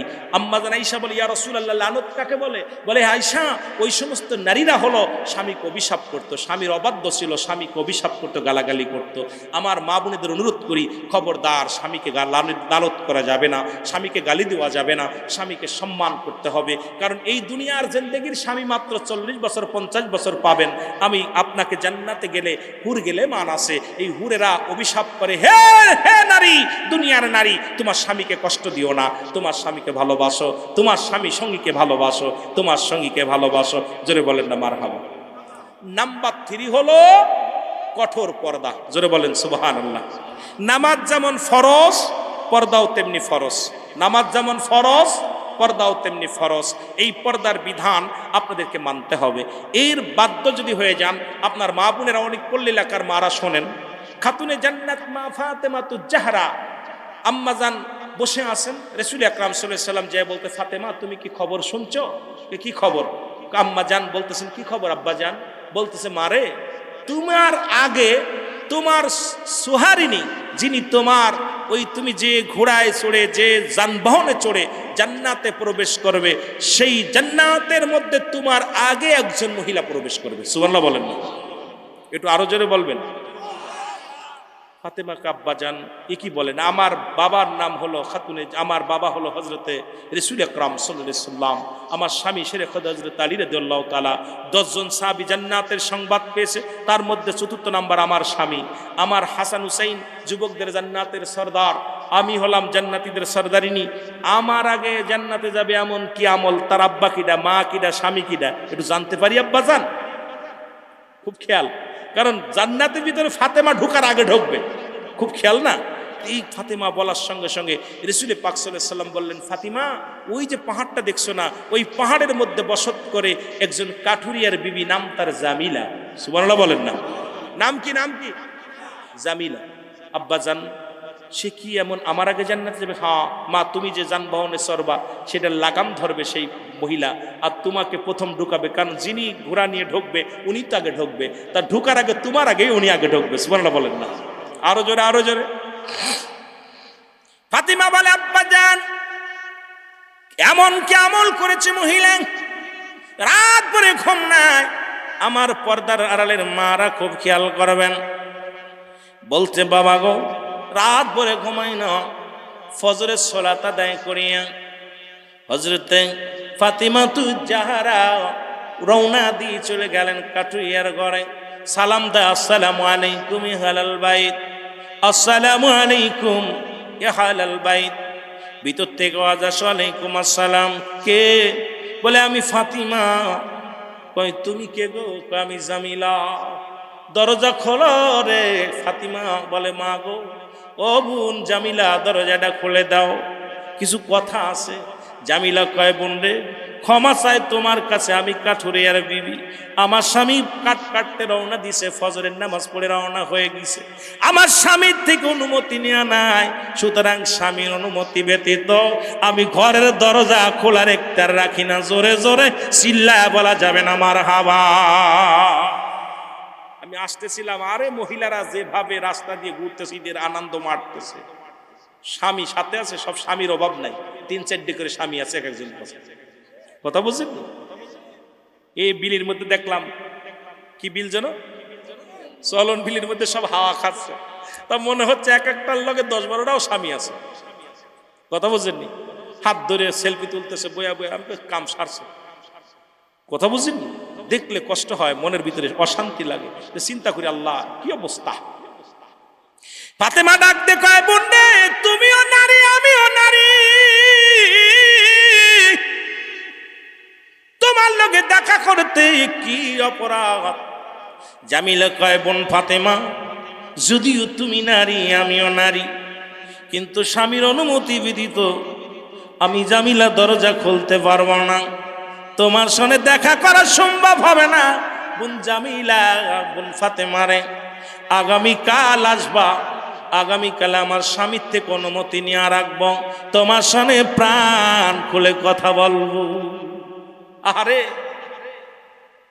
ফাতেমা ফিরে চলে আসে। পরের দিন উঠে হুসাইনকে সঙ্গে নিয়ে, হুসাইনের বয়স মাত্র 7 বছর। কয় বছর? 7 বছর বা 4 বছর, কোন কোন কিতাবের মধ্যে আসে 4 বছর বয়স। এই 4 বছরের বালক হয়তো হুসাইন বলতে আম্মু আমিও যাব। হুসাইনকে সঙ্গে করে নিয়ে গেছে 4 বছরের বালক। কয় বছর? 4 বছরের বালককে নিয়ে গেছে। সালাম দিছে, আসসালামু আলাইকুম ইয়া আহলাল বাইত। ভিতর থেকে আদেশ আলাইকুম আসসালাম। ফাতেমা কয় বোন জামিলা দরজাটা খুলে দাও, দেখবো রে, প্রাণ খুলে দেখবো, কথা বলবো। জামিলা কয় বোন রে ক্ষমা করো, মাফ করে দাও আমারে, আমি দেখা করতে পারবো না। কয় কেন? আমার স্বামীর থেকে অনুমতি নিয়েছি তোমার সঙ্গে দেখা করবো, তোমার সাথে কথা বলবো, কিন্তু তোমার সাথে আর একটা বালক আনসরে জামিলা ফাতিমা, সুতরাং আমি দেখা করতে পারি না। ফাতেমা কয় জামিলা রে এটা আমার কলিজার টুকরার সন্তান হুসাইন, বয়স মাত্র 4 বছর। এবার জামিলা বলে ফাতেমা রে তুমি কি ইসলামের বিধান জানো না? সন্তান ছেলে সন্তান হলে পৃথিবীর মধ্যে মায়ের দুধের স্থান পান করবে মাত্র 2 বছর, মেয়ে হলে 2.5 বছর, ছেলে হলে 2 বছর। যেহেতু তোমার হুসাইনের বয়স 4 বছর, সে নাক গান গলা সব কিছু চিনতে পারে, সুতরাং ইসলামের বিধান অনুযায়ী তোমার হুসাইনের সামনে আমার যাওয়ার কোনো একতার নাই। জোরে জোরে চিল্লা বলা যাবে না মারহাবা। 4 বছর এই বুড়ো বান্দররা ঘুরতেছে সেরি নিয়া। কথা বুঝলি রে বা, টাকায় চাকরি করে আইয়া এই বানরগুলো দৌড়াইতেছে, এত খারাপ লাগে। 4 বছরের বালকের সামনে হুসাইনা জামিলা আসেন নাই। জামিলা যখন আসেন নাই, ফাতেমা চিৎকার মেরে বলে হে ফাইবুন জামিলা, আমার আর বুঝতে বাকি নাই, আমার বুঝতে বাকি নাই। এই কারণে তুমি আমার জান্নাতের মধ্যে সুবারিনীর গলার লাগাম ধরে, গালের লাগাম ধরে আমার আগেই প্রবেশ করবারে জামিলা। আমার বাবা বলেছিল রে ও বোন জামিলা, তুমি ভাগ্যবতী নারী, তুমি গুণবতী নারী, তোমার মতো একজন নারী হবে আমার জান্নাতি সফরের সঙ্গী। আমিও ফাতিমা বড় ধন্য। এই জন্য সন্তান আজকে আমাদের দেশে দেখেন সন্তানাদি নষ্ট হওয়ার পিছনে কারণ হলো এই যে আমাদের ছেলে মেয়েগুলো সবগুলো বাবার মায়ের প্রতিটি সন্তান ফিতরাতের উপরে জন্মগ্রহণ করে। বাবা মায়ের চলাফেরা, সন্তান কর্মদীক্ষা বাবা মা এগুলো শিখে যায়, ছেলে সন্তান শিখে যাচ্ছে, মেয়ে সন্তান শিখে যাচ্ছে। এই যে সন্তান যখন আসবে দুনিয়ার মধ্যে তাকে এইরকম লালন পালন করতে হবে ইসলামের বিধান অনুযায়ী। সন্তানরা এক লেফের ভিতরে রাখা যাবে না, এক খাতার ভিতরে স্বামী স্ত্রী ঘুমাইলে রাখা যাবে না। এই জন্যে আমি আপনাদেরকে অনুরোধ করব, সর্বশেষ হলো যুবকদের জন্যে একটা অনুরোধ করে যাব, 5টা গুণের নারী বিয়ে করতে হবে। কয়টা গুণের? জোরে বলেন কয়টা গুণের? যেটা নবীগণ আমার নবীর বিবির ভিতরে ছিল, আমার নবীর মায়ের ভিতরে ছিল, আমার নবীর বাবার বিবির ভিতরে ছিল, যেগুলো নবীর বিবিদের ভিতরে ছিল, সাহাবীদের বিবিদের ভিতরে ছিল, আপনাদের বিবির ভিতরে থাকা লাগবে। কয়টা গুণ? হযরত সুলাইমান, পয়গম্বর সুলাইমান, উনি যখন বিবাহ করবে, যখন বিয়ের পায়গাম আসলো, উনি বলল 5টা গুণের নারী যদি পাও তাহলে বিয়ে করব। উনি 4টা গুণের নারী পাইছে, 1টা গুণের নারী গুণ পাই নাই। সুতরাং এই 5টা গুণের নারী বিবাহিত করবেন যারা বিয়ে করেন নাই। তার ভিতরে নাম্বার 1, খুব সংক্ষিপ্ত, অনেক লম্বা, আমি অনেক আগেই বলছি বাজান, আমি অনেক দূরে যাব। আমি চিন্তা করি 11:30 পর্যন্ত আলোচনা করে শেষ করব, অনেক রাত হয়ে যাচ্ছে।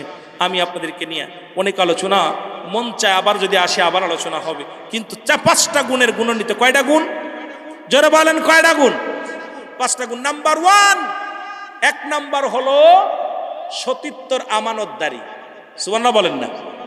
এখন আপনাদের জেলায় কয়টা আমানতদারি আছে আল্লাহ জানে। কারণ এইগুলোরে খালাতো ভাই, মামাতো ভাই, ফুফাতো ভাই সর্বনাশের মূল। যাদের চেহারা দেখা হারাম, মামাতো ভাইয়ের চেহারা দেখা হারাম, খালাতো ভাইয়ের চেহারা দেখা হারাম, ফুফাতো ভাইয়ের চেহারা দেখা হারাম, কাকাতো ভাইয়ের চেহারা দেখা হারাম। এই দুনিয়ার মধ্যে এক কথা, ভালো কথা বুঝে নিয়েন, কিন্তু আজকে আমার দেশের অনেক উলামা একরামের সন্তানরাও বেপরোয়া হয়ে গেছেন। আজকে আলেমের সন্তানরাও বেপরোয়া ভাবে চলতেছেন। চেহারা দেখা হারাম, হারাম, হারাম। মাদরাজুন নবুয়াতের প্রথম খণ্ডের মধ্যে বয়ান করে, শরিয়াতের দৃষ্টিতে হালালকে কোনো ব্যক্তি হারাম বললে সে কাফের, কাফের, কাফের। সুতরাং আপনি হালালকে হারাম বলার এখতিয়ার নাই, হালালকে হারাম বলার এখতিয়ার কোনো মুফতি সাহেবের নাই। সুতরাং চাচাতো ভাই, মামাতো ভাই, ফুফাতো ভাই, খালাতো ভাই, এদের চেহারা দেখা হারাম। কথা বোঝেননি? এদের চেহারা দেখা কি? আরো জোরে বলেন। এখন মেয়ে পরে ক্লাস ডিগ্রিতে পরে পাঠাই দিয়েছেন মামা বাড়ি, মামাতো ভাই হাত ধরে চলতেছে, ফুফাতো ভাই হাত ধরে চলতেছে, চাচাতো ভাইয়ের সঙ্গে গলাগলি হাত ধরে চলে। সুতরাং নিজেও জাহান্নামে যাবি ওই মেয়ের কারণে, ছেলের কারণে। আমার বাবারা গভীর মনোযোগ। 1 নাম্বার হলো সতীত্বর আমানতদারি। 1 নাম্বার কি? আরো জোরে বলেন। একমাত্র স্বামী ব্যতীত অন্য কোনো পুরুষের কাজ যায় নাই, স্ত্রী ব্যতীত আর কোনো পুরুষের কাছে যায় নাই। এখন আমি যদি এখানে হাত উঠাইতে বলি, আল্লাহর রাস্তায় অনেকে আমরা উঠাইতে পারতে চাই না। কিয়ামতের ময়দানে অধিকাংশ নারীর লজ্জাস্থান দিয়ে আগুনের ফুলকি ঢুকানো হবে, আর অধিকাংশ পুরুষের লজ্জাস্থান দিয়ে আগুনের ফুলকি বাইর হবে। হুজুর সাল্লাল্লাহু আলাইহি সাল্লামকে বলা হলো, হুজুর এদের কারণ কি? বলে ওই সমস্ত নারীরা জিনা করে নাই, কিন্তু তাদের চলা চলতি ফিকার দিয়া অনেক পুরুষকে আকর্ষণ করেছিল, আর ওই পুরুষরাও নারীর প্রতি আসক্ত হয়েছিল। আসক্ত হওয়ার কারণে ওই সমস্ত পুরুষের লজ্জাস্থান দিয়ে আগুনের ফুলকি বাইর হবে। আর যে সমস্ত নারীরা আসক্ত করেছে, এই যে রাস্তাঘাটে রাস্তাঘাটে চলাফেরা করে, এরা চলাফেরা করে পর্দার বিধান মানে না, এই সমস্ত নারী অন্য পুরুষকে আকর্ষণ করার কারণে কিয়ামতের ময়দানে এদের লজ্জাস্থান দিয়ে আগুনের ফুলকি ঢুকানো হবে। কথা বোঝেননি? বাবা ওয়াজতে একটা তোমার অনেক যুবকদের জন্য বলে যে আমার একটা যুবক যদি পথে ফিরে আসে আমার জীবন সার্থক। কারণ আমার জীবন ওয়াজের জীবন সার্থক। সেক্রেটারি সভাপতি সবার জীবনটা সাকসেস, যেই মাহফিল থেকে একটা মানুষ হিদায়াতের মধ্যে আসছে। আমার বাবারা আমার, সুতরাং এই জন্য আমাদেরকে অনেক খেয়াল করে রাখা, খালি চোখের হাতের জিনা না, পায়ের জিনা না। রাসূল তো নিজেই ওয়াদা করেছে, মৌলানা সাহেব আছেন, 2টা জিনিস রাসূল বলছে হেফাজত করলে আমি নবী জান্নাতের সার্টিফিকেট দিলাম। হাত ধরে যান। নাম্বার 1, দুগালের মধ্যবস্তু এটা কন্ট্রোল করবে, 2 পায়ের মধ্যবস্তু লজ্জাস্থান, পুরুষলিঙ্গ স্ত্রীলিঙ্গ, এটা একমাত্র স্বামী স্ত্রী ব্যতীত অন্য জায়গায় উপসায় করবে না। নবীজি বলছে আমি কথা দিলাম, ওরা হাত ধরে জান্নাতে দেব। কথা বুঝেননি? 2টা কন্ট্রোল করতে পারছেন? মিথ্যার কারখানা আপনি বলেন হুজুর কই আছেন, আমি তো বাড়ি কাছে চলে এসেছি, দেয়া দেয়া আমি শিখতে ঘুরা ঘুরে কথা কোন ঠিক কি না? সুরের একটাই আস্তানা বাইরে হইছে, বিপদের মধ্যে আছে, যেটা বলেন ঠিক কি না? এর দুর্নীতির ওই ডাকরায় বসে জাহির করে জ্ঞান, কলম দিয়া কামাই টাকা আবার ধরে সাধুর ভানুরা, শিক্ষিত শয়তানুরা, শিক্ষিত শয়তানুরা। একটু জোরে জোরে বলা যাবে না, ওরা শিক্ষিত শয়তানুরা।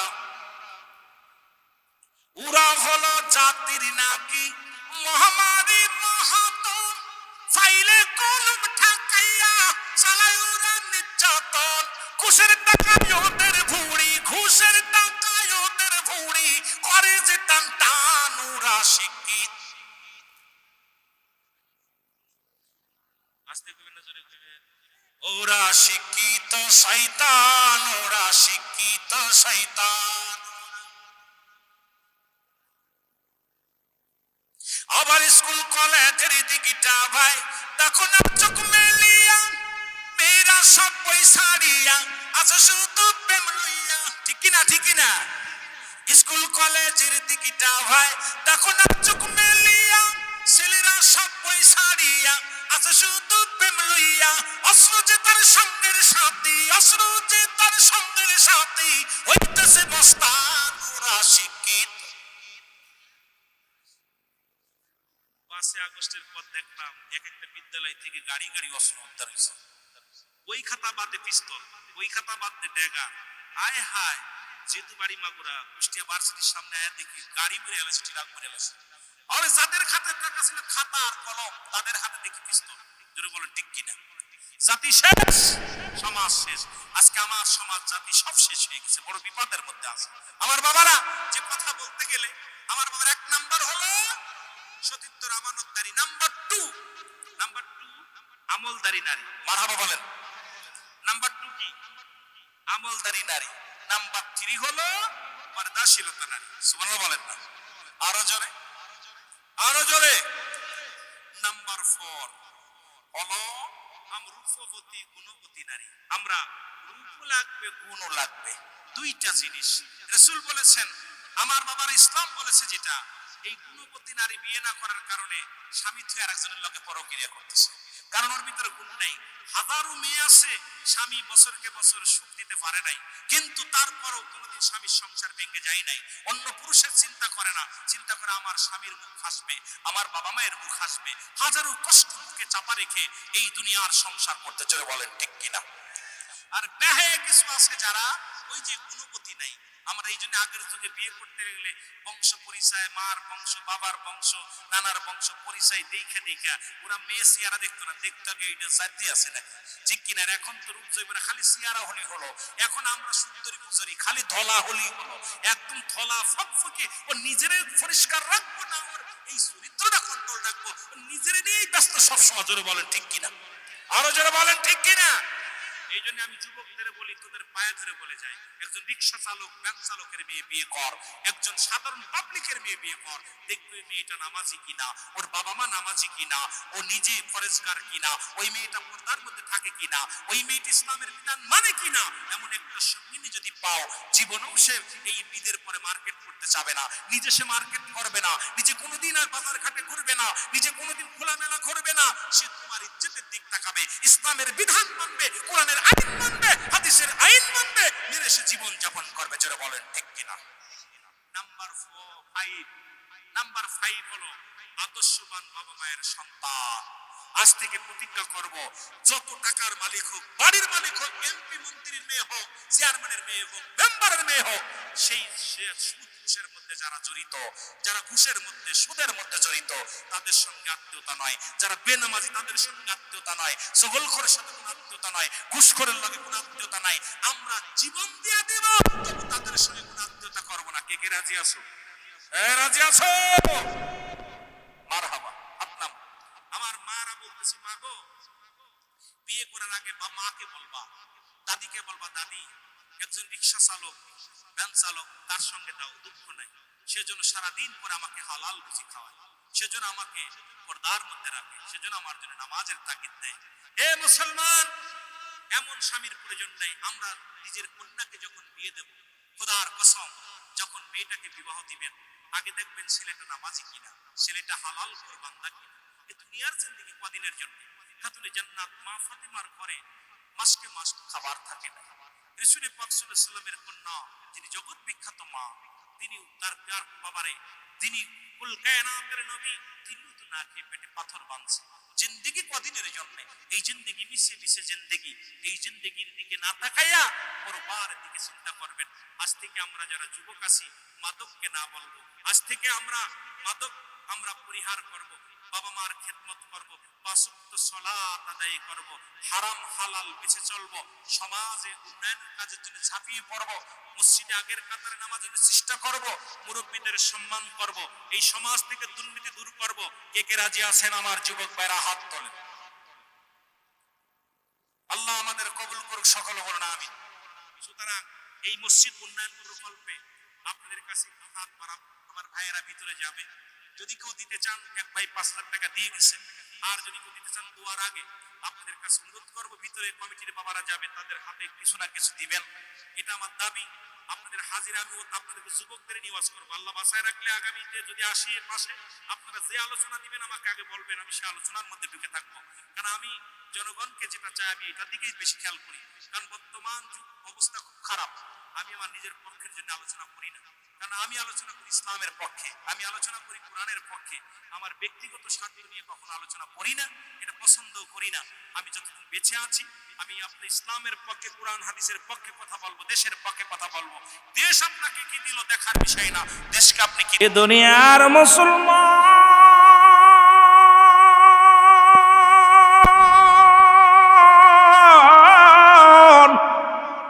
বান্দা যখন রিয়াজুল জান্নাহ বেহেশতের বাগান, এই জান্নাতের বাগানে যখন রওনা হয়ে যায়, প্রতিটা কদমে কদমে রব্বুল আলামিন বান্দার জীবনের সগীরা গুনাহগুলো মাফ করে দেয়। জোরে বলেন মারহাবা। কি গুনাহ মাফ হয়? আর একটু জোরে বলা যাবে না? কি গুনাহ? সগীরা গুনাহগুলো মাফ হয়ে যায়, ছোট্ট ছোট্ট গুনাহগুলো মাফ হয়ে যায়। শুধু জান্নাতের বাগানে রওনা দেওয়ার কারণে আমরা শুধু সগীরা গুনাহ করি নাই, পদে পদে করছি কবিরা গুনাহ। এক নম্বরে নামাজ ছেড়ে দেয়া কবিরা গুনাহ, মিথ্যা বলা কবিরা গুনাহ, বেগানা নারীর সঙ্গে দেখা দেয়া কবিরা গুনাহ, বেগানা পুরুষের সঙ্গে দেখা দেয়া কবিরা গুনাহ। এখন এই আলোচনা যদি করি আমার দেশের অনেক আলেম ধরা পড়ে যায়, অনেক আলেমের বিপদ হয়। কারণ যারা পানি পড়া তেল পড়া মুসলমান আজকে সমাজের মধ্যে অসংখ্য ওলামা একরাম ধরা পড়ে যায়। কারণ যাদের সঙ্গে দেখা করা যায় তাদের সঙ্গে বিয়ে করা হারাম, যাদের সঙ্গে দেখা দেয়া হারাম তাদের সঙ্গে বিয়ে করা জায়েজ। এক কথায় আজকে সমাজের মধ্যে বেগানা নারীর সঙ্গে দেখা দেয়া হারাম।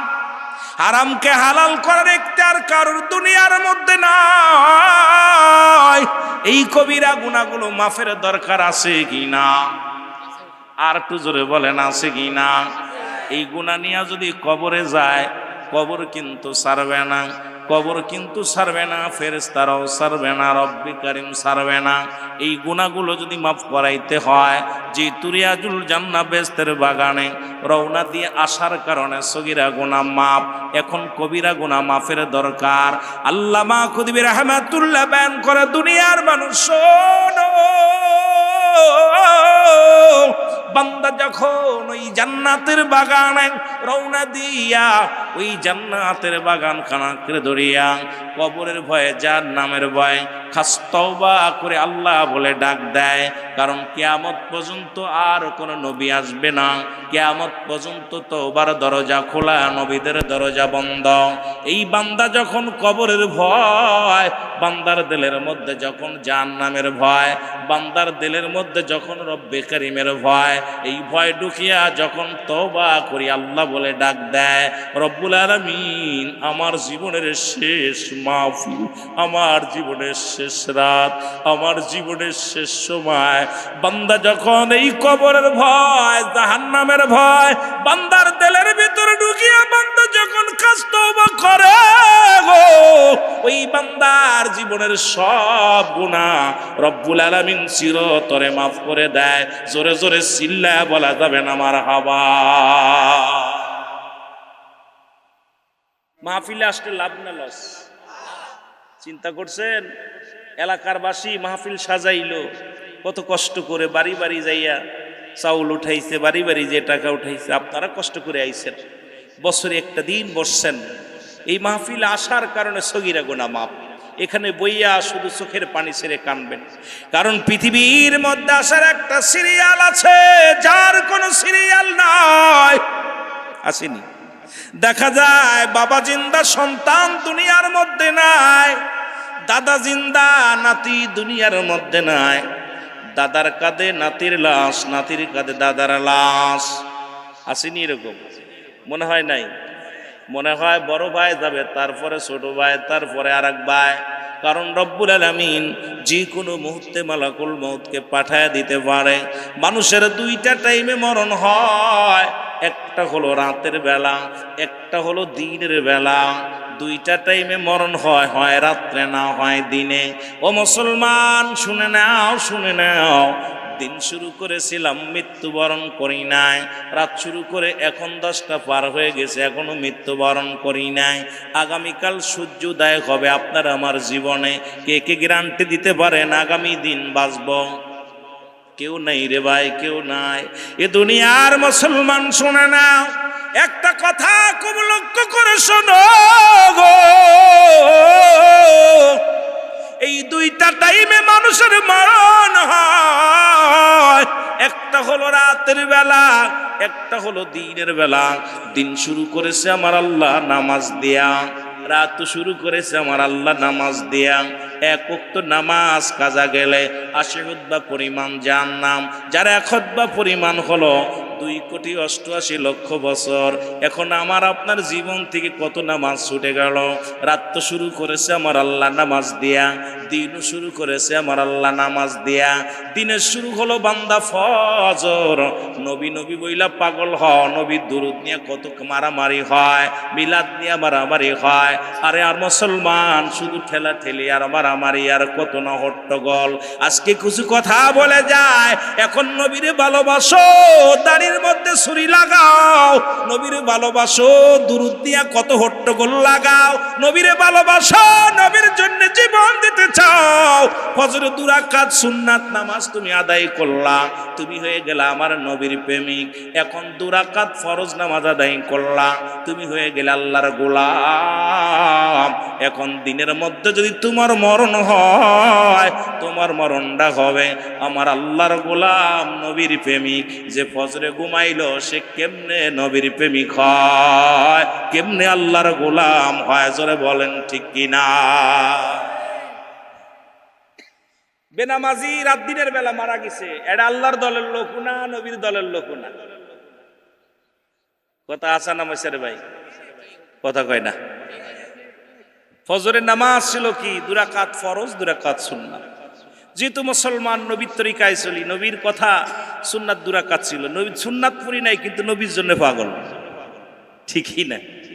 আয় হায়, কি যে সমাজ আজকে আমার দেশে! শুধু মিলাদ কিয়াম, এই দাড়ি মিলাদ কিয়াম নিয়েই শুধু বেশি ফেতনা।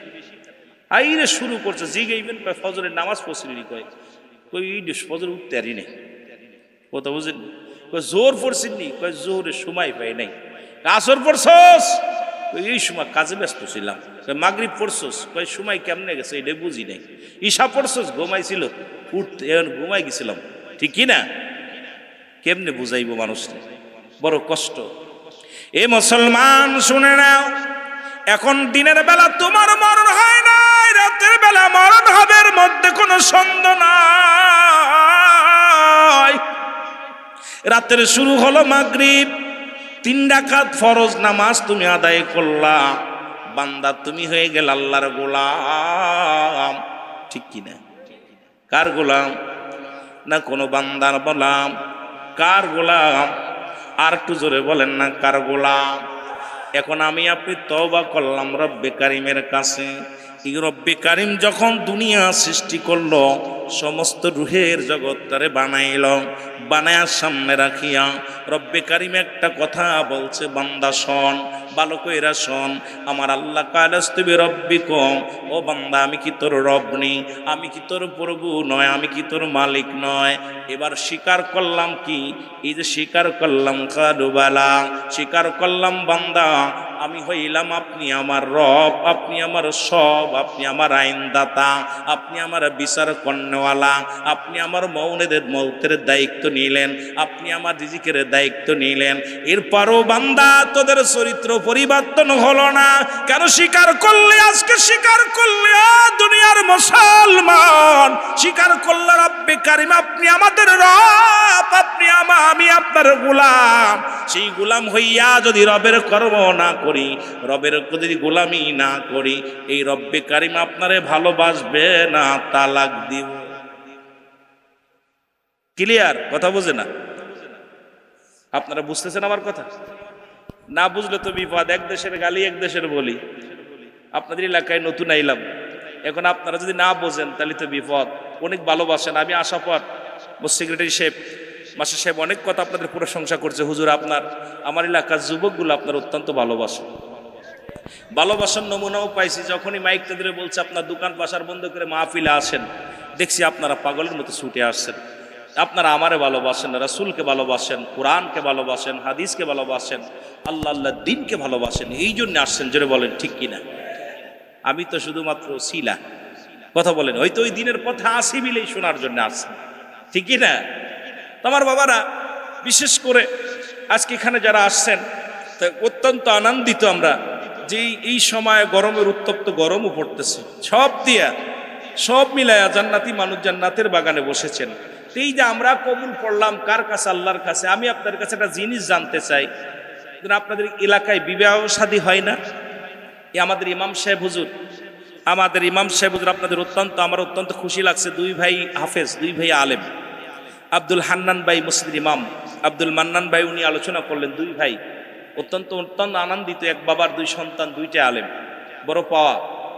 কথা বলছেনি, তিনটা জিনিস কাজে লাগে। নাম্বার 1 নেক আমল, নাম্বার 2 আমার বাবার আজ দান সৎকা, যেটা সৎকাই জারিয়া, নাম্বার 3 নেককার সন্তান। কিন্তু তার বাবা বড় ধন্য, দুইটা আলেম বানিয়েছেন আমার বাবারা। তো বিশেষ করে যে কথা বলতেছিলাম সেই কথা হলো যে আপনারা এখানে যারা বসেছেন সকলে তো মহব্বত করে ভালোবেসে বসেছেন। এখন আপনাদের এলাকায় বিবাহ শাদী, অধিকাংশ বিবাহ শাদী ইমাম সাহেব পড়ায়। ইমাম সাহেব বলে অমুক গ্রাম নিবাসী, অমুকের মেয়ে, অমুকের লগে এত টাকা দেল মোর, এত টাকা ওসিল বাদ, কবুল আসুনি? কয় হা, ইয়েস। কবুল পড়ার পর যদি সারা দিন আপনার কাজ করে, রাত্রেবেলা যদি কয় স্বামী আপনি ঘুমাই থাকেন, আমি আপনার স্বাস্থ্যবার ঘরে যে ঘুমাই, মানবেন? এটা ভালো বুঝেন এখন এই যুবকরা, বুঝছনি?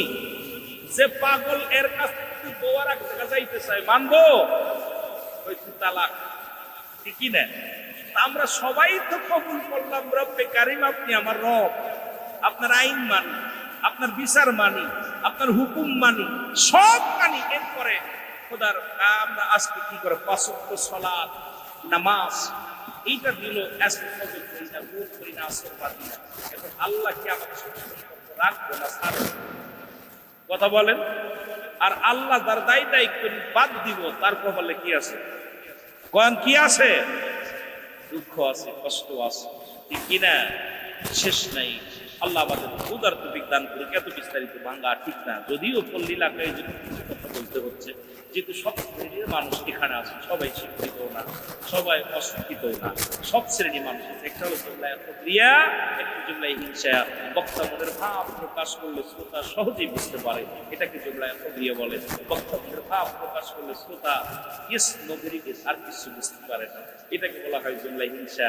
যেমন এক এলাকায় আপনার ওই কিছু ইংলিশ শিখছে এক লোক, ইয়েস নো ভেরি গুড, ওই এলাকায় খুন হয়েছে। পুলিশ এলাকায় খুন হয়েছে নি? ইয়েস। কি বলছে? কথা বলেন না। ইয়েস।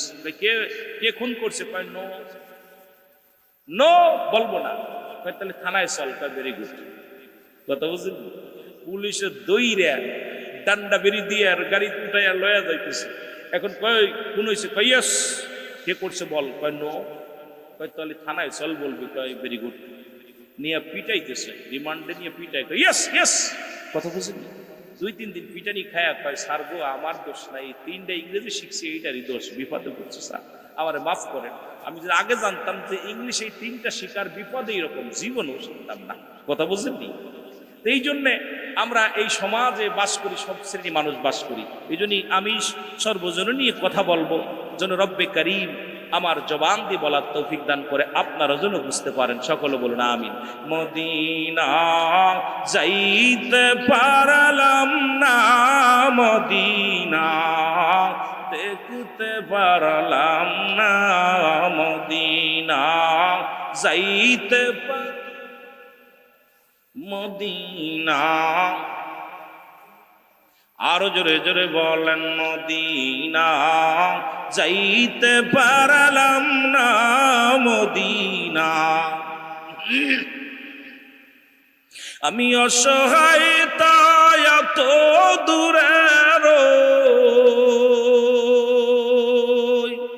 আমি অসহায় তাই এত দূরের, শুধুই সালাম জানাই, বলো শুধুই সালাম জানাই, মদিনা যাইতে পারলাম না, মদিনা।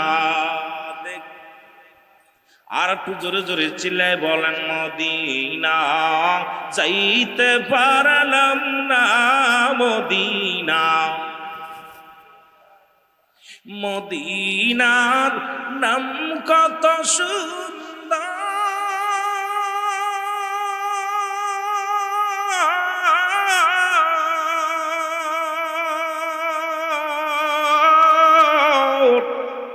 মদিনা কেরে সে অন্তর,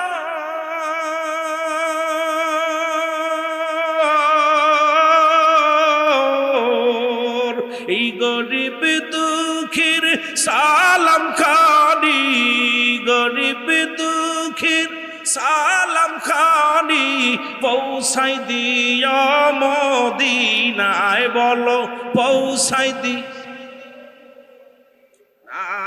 মদিনা যাইতে পার, একটু মহব্বতে বলেন না, মদিনা যাইতে পারলাম না, মদিনা। আমি অসহায় তাই এত দূরের, আমি অসহায় তাই এত দূরের, দূর থেকে সালাম জানাই, বলো দূর থেকে নাই, মদিনা যাইতে পারলাম না, মদিনা। মদিনার নাম কত মধু,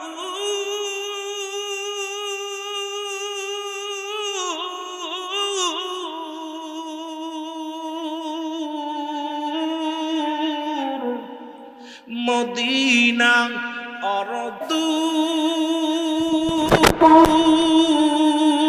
ওই মদিনার পথের দুলি, বলো ওই মদিনার মাকুতে পারলাম না, মদিনা যাইতে পারলাম না, মদিনা। আর জোরে বলেন, মদিনা যাইতে পারলাম না, মদিনা। আমি অসহায় তাই এত দূরে রই, আমি অসহায় তাই দূর থেকে সালাম জানাই, বলো দূর থেকে নাই, মদিনা যাইতে পারলাম না, মদিনা। এ দুনিয়ার মুসলমান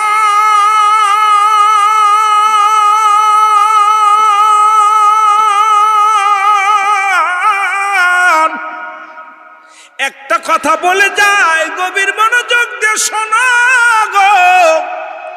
ইসলামের দ্বিতীয় খলিফা হযরত ওমর ফারুক রাদিয়াল্লাহু তাআলা, ওনার জামানায় উনি যখন খলিফা, একজন রাখাল তৎকালীন জামানায় যিনি বকরি চড়ায় আর 5 ওয়াক্ত সালাত, গরিব মানুষ খুব খেয়াল করবেন, এলাকায় অনেক দিন মজুরি বাবারা আছেন, অনেক কৃষক আছেন, অনেক মুসলমান রিক্সা চালক ভ্যান চালক আছেন। এই দুনিয়ার মুসলমান শোনো গো, ওই দিন মজুরি এত সুন্দর ইবাদত করে, বন্দেগি করে, আর ইবাদত রব্বে কারীমের দরবারে গোলামি করে। করতে করতে 2টা স্বপ্ন একদিন মুসলমান ওই নামাজ শেষ করিয়া হাত উঠায়া দোয়া করে, রব্বুল আলামিন আমার জীবনে দুইটা স্বপ্ন, দুইটা আশা। এক নাম্বার আশা হলো আল্লাহ, এই দুনিয়ায় বাড়ির চিন্তা করি না, গাড়ির চিন্তা করি না, এই দুনিয়ার মধ্যে সম্পদ চাই না, জায়গা জমি চাই না, সুন্দরী বাড়ি চাই না, সুন্দর নারীও চাই না। এই দুনিয়া থেকে ইবাদত করতে করতে যেদিন বিদায় নিয়ে চলে যাব রে আমার আল্লাহ, ওই দিন কবরে যেদিন যাব, ওই মৃত্যুর পরে তোমার জান্নাত একটা দিয়ে দিও। জোরে জোরে চিল্লা বলা যাবে না মারহাবা। দুইটা মাত্র চাহিদা আমার জীবনে, একটা মাত্র চাওয়া, সেটা হলো ইন্তেকালের পরে তোমার জান্নাত। আর একটা চা হলো আমার আল্লাহ, এই রাজ্য পরিচালনা করে হযরত ওমর ফারুক, যিনি কোরআন দিয়ে পরিচালনা করেন, যিনি মন গড়া কোনো আইন পাশ করে না, যিনি দুনিয়ার মধ্যে কাউকে ভয় পায় না, যে উমরের কথা শুনলে ওই রাস্তা দিয়া মাস্টার ইবলিস পর্যন্ত প্রবেশ করে না। এই জীবনে একটা মাত্র চাওয়া হযরতে খলিফা হযরত ওমর ফারুক, একটা বার যেন তারে আমরা দেখতে পাই। জোরে জোরে চিল্লা বলা যাবে না মারহাবা।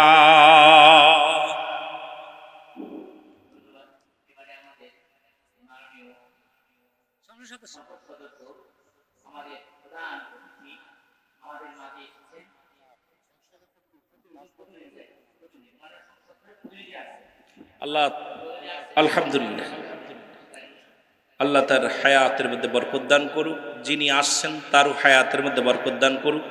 যিনি আমাদের এমপি সাহেবের প্রতিনিধি হিসেবে আসছেন, আল্লাহ তাকে হায়াতের মধ্যে বরকত দান করুক। সকল বলুন আমিন। একটু জোরে বলেন না আমিন। এই সুবহানাল্লাহ আলহামদুলিল্লাহ লা ইলাহা, আর জোরে সুবহানাল্লাহ, অল্প একটু সাউন্ড বাড়াবেন, লা ইলাহা, আর জোরে লা ইলাহা। তুমি কাউকে বানাইলা নবিউল্লাহ, তুমি কাউকে বানাইলা খলিলুল্লাহ, তুমি কাউকে বানাইলা রূহুল্লাহ। ওগো নূর মুহাম্মদ সাল্লাল্লাহু, বলো নূর মুহাম্মদ। ওগো লা ইলাহা ইল্লাল্লাহ সুবহানাল্লাহ, আর জোরে বলেন সুবহানাল্লাহ লা ইলাহা। দুই নাম্বার চা বলতেছিলাম, রাষ্ট্রপতি খলিফা উমর, আল্লাহ জীবনে একবার যেন শরীয়তের চোখ দিয়া এমন একজন ভালো মানুষকে দেখতে পাই রে আমার আল্লাহ। দুনিয়ায় জীবিত থাকতে দেখতে চায় খলিফা উমরকে, আর ইন্তেকালের পরে চায় তোমার জান্নাত। জোরে জোরে চিল্লা বলা যাবে না মারহাবা। এই দাবিটা করছে কার কাছে? আর একটু জোরে বলা যাবে না কার কাছে? এক ওয়াক্ত নামাজ ছাড়ে না, কারণ খলিফা ওমরের রাজ্যে বেনামাজের কোনো ঠাঁই নাই। খলিফা ওমরের রাজ্যে কোনো চগলখোরের জায়গা নাই, ঘুষখোরের জায়গা নাই, সুদখোরের জায়গা নাই, জিনাখোরের জায়গা নাই। কারণ তৎকালীন জামানা বড় কঠিন ছিল, আর জিনার অপরাধের মুসলমান যদি কোনো বিবাহিত পুরুষ যদি জিনা করে, বিবাহিত নারী যদি জিনা করে, ওই জিনার শাস্তির বিধান ছিল মুসলমান কোরআনের আইন, সেটা হলো দুনিয়ার বুকে প্রথম কোন বিবাহিত নারী বিবাহিত পুরুষ যদি জিনা করে, কোরআনের আইন হলো বুক পর্যন্ত মাঠ নিচেই পুঁতে ফেলো, এরপরে তাকে কি করো? কঙ্কারে নিক্ষেপ করো। যতক্ষণ পর্যন্ত মৃত্যুবরণ না করে ততক্ষণ পর্যন্ত মারা বন্ধ করো না। যখন মৃত্যুবরণ করবে ওই মাটি করে তারা তুলতে হবে, তুলিয়া কোনো বিবাহিত নারী বিবাহিত পুরুষের জানাজা পড়া যাবে না, যার মুসলমান জানাজা হবে না। বিবাহিত নারী বিবাহিত পুরুষের কোনো দাফন করা যাবে না, বিবাহিত নারী বিবাহিত পুরুষের কোনো কাফন হবে না, দাফন হবে না, জানাজা হবে না। দিবালায় কুকুর দিয়ে শিয়াল দিয়ে খাওয়া দিতে হবে। আজকে আর বাংলাদেশটা আমাদের মুসলিম রাষ্ট্র, আমার দেশে জিনা কইরা জেলে গেলে ফুলের মালা নিয়ে ফেরে দুনিয়ার মধ্যে, জোরে বলেন ঠিক কিনা? আইরে মুসলমান শুনে নাও, শুনে নাও, যে আলোচনার মধ্যে ঢুকলাম, যুবক বন্ধুরা, বৃদ্ধ বাবারা, ও জনগণ, দিলের কান্ডা লাগা শোনো। খলিফা হযরত উমরকে দেখার স্বপ্ন নিয়া প্রতিদিন মাগরিবের সলাত আদায় করে আসু মুসলমান, ইশার সলাত আদায় করে রওনা দিয়া মসজিদে নববী চলে যায়। আর কেমন খলিফা, কেমন রাষ্ট্রনায়ক যিনি দেশ পরিচালনা করেন, উনি হলো বাইতুল মুসলমান, তিনি হলো ইমাম। একজন নয়, দুজন নয়, যিনি মসজিদে নববীর ইমাম হলেন। রাসূল বলে গেছেন, যখন রাসূল দাঁড়াইতেন ইমামতি করতে, নবীর পিছে দাঁড়াইতেন হযরত আবু বকর সিদ্দিক রাদিয়াল্লাহু তাআলা। নবী বললেন, আমি যখন থাকবো না, আমার পিছে যেমন আবু বকর দাঁড়ায়, আবু বকর যখন থাকবে না, আবু বকরের পিছে দাঁড়াইবে হযরত উমর ফারুক রাদিয়াল্লাহু তাআলা। আবু বকর, উমর, উসমান যখন উমর থাকবে না, উমরের পিছেই জন্য দাঁড়াইবে হযরত মুসলমান উসমান গনি রাদিয়াল্লাহু তাআলা। এইবার উসমান গনি যখন থাকবে না, উসমান গনির পিছে থাকবে হযরত আলী রাদিয়াল্লাহু তাআলা। খুব খেয়াল করবেন যুবক বাবারা আমার, বর্তমান প্রেক্ষাপট নিয়ে সুন্দর আলোচনা, একটু আস্তে মনোযোগ দিয়া দিলের কান্ডা লাগা শোনো।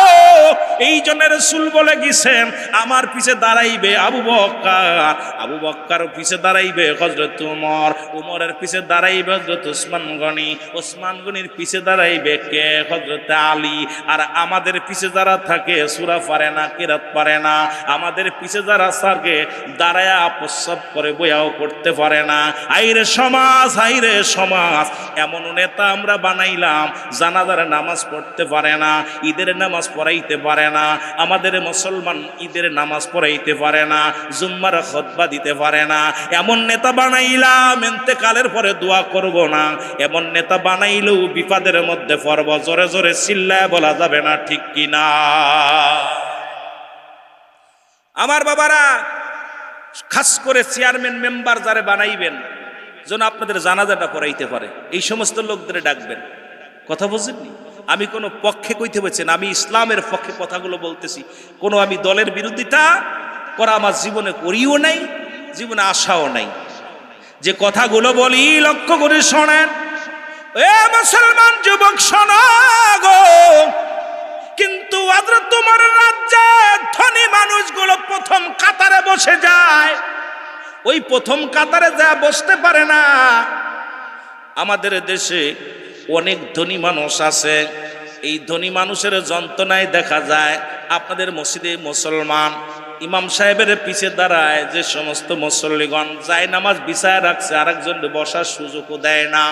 কিন্তু মুসলমান মসজিদ নববীর মধ্যে যখন নামাজ পড়তেন, রাসূল পাক সাল্লাল্লাহু আলাইহি সাল্লাম পড়াইতেন, উন্মুক্তভাবে সবাই প্রবেশ করতেন। যে আগে যেতেন সে আগে বসতেন, যে পাশে যাইতেন সে পাশে বসতেন। কিন্তু আমাদের দেশে দেখা যায় অনেক মসজিদে আসে যায় নামাজ বিছায়া রাখছে, ওই নির্দিষ্ট কয়টা অমুক মোল্লার, ওইটা অমুক মোল্লার, এটা অমুক মোল্লার, যাই নামাজ খালি থাকে, কিন্তু মুসল্লি ওখানে যায় না। জোরে বলেন ঠিক কিনা? যেহেতু আমাদের এমপি সাহেবের প্রতিনিধি আসছেন, আর নাম ওয়াজের ভিতরে ডিস্টার্ব হলে এটা প্রচণ্ড ক্ষতিকারক। এটা আমিও আস্তে আস্তে আমিও ওয়াজের ময়দানে, আপনারা এগুলো আগে করবেন, আজকে যা করছেন এগুলো আমার ডিস্টার্ব হয়, আমি পারি না। আলোচনার পরে, আলোচনা শেষ করার পর বলতে গেলে আবার খুব কষ্ট হয়। তা যেহেতু ওনারা ব্যস্ত মানুষ, যারা রাজনীতি করেন, যারা রাজনীতির সঙ্গে জড়িত, সমাজে জনগণ কি নিয়ে ব্যস্ত, তারা সবসময় একটা প্রোগ্রাম নিয়ে থাকেন, অনেকগুলো প্রোগ্রাম করার কারণে। আমার ভাইয়েরা আসছেন, ধন্যবাদ জানাই। উনি সালাম বিনিময় করে আমার ভাই দোয়া চেয়ে আপনাদের থেকে যাবেন, এরপর আলোচনা হবে। সকলে ধৈর্য ধরে বসেন।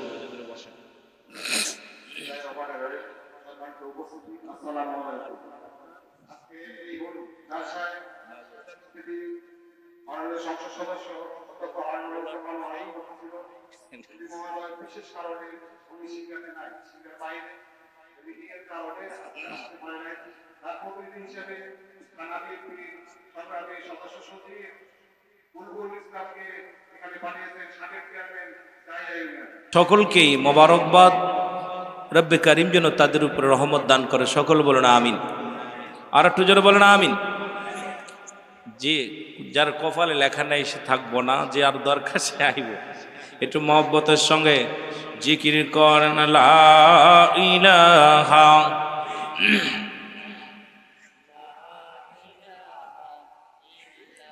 আর জোরে সুবহানাল্লাহ আলহামদুলিল্লাহ লা ইলাহা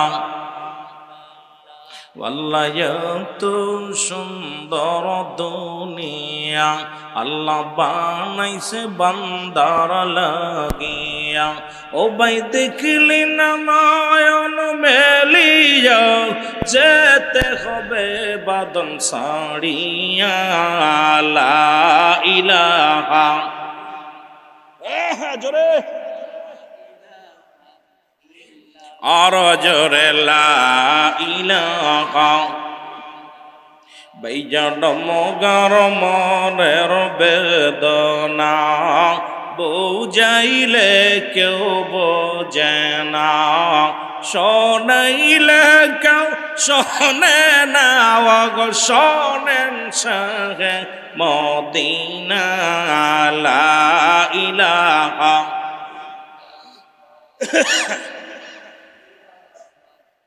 আর জোরে লা ইলাহা, আর জোরে লা ইলাহা, লা ইলাহা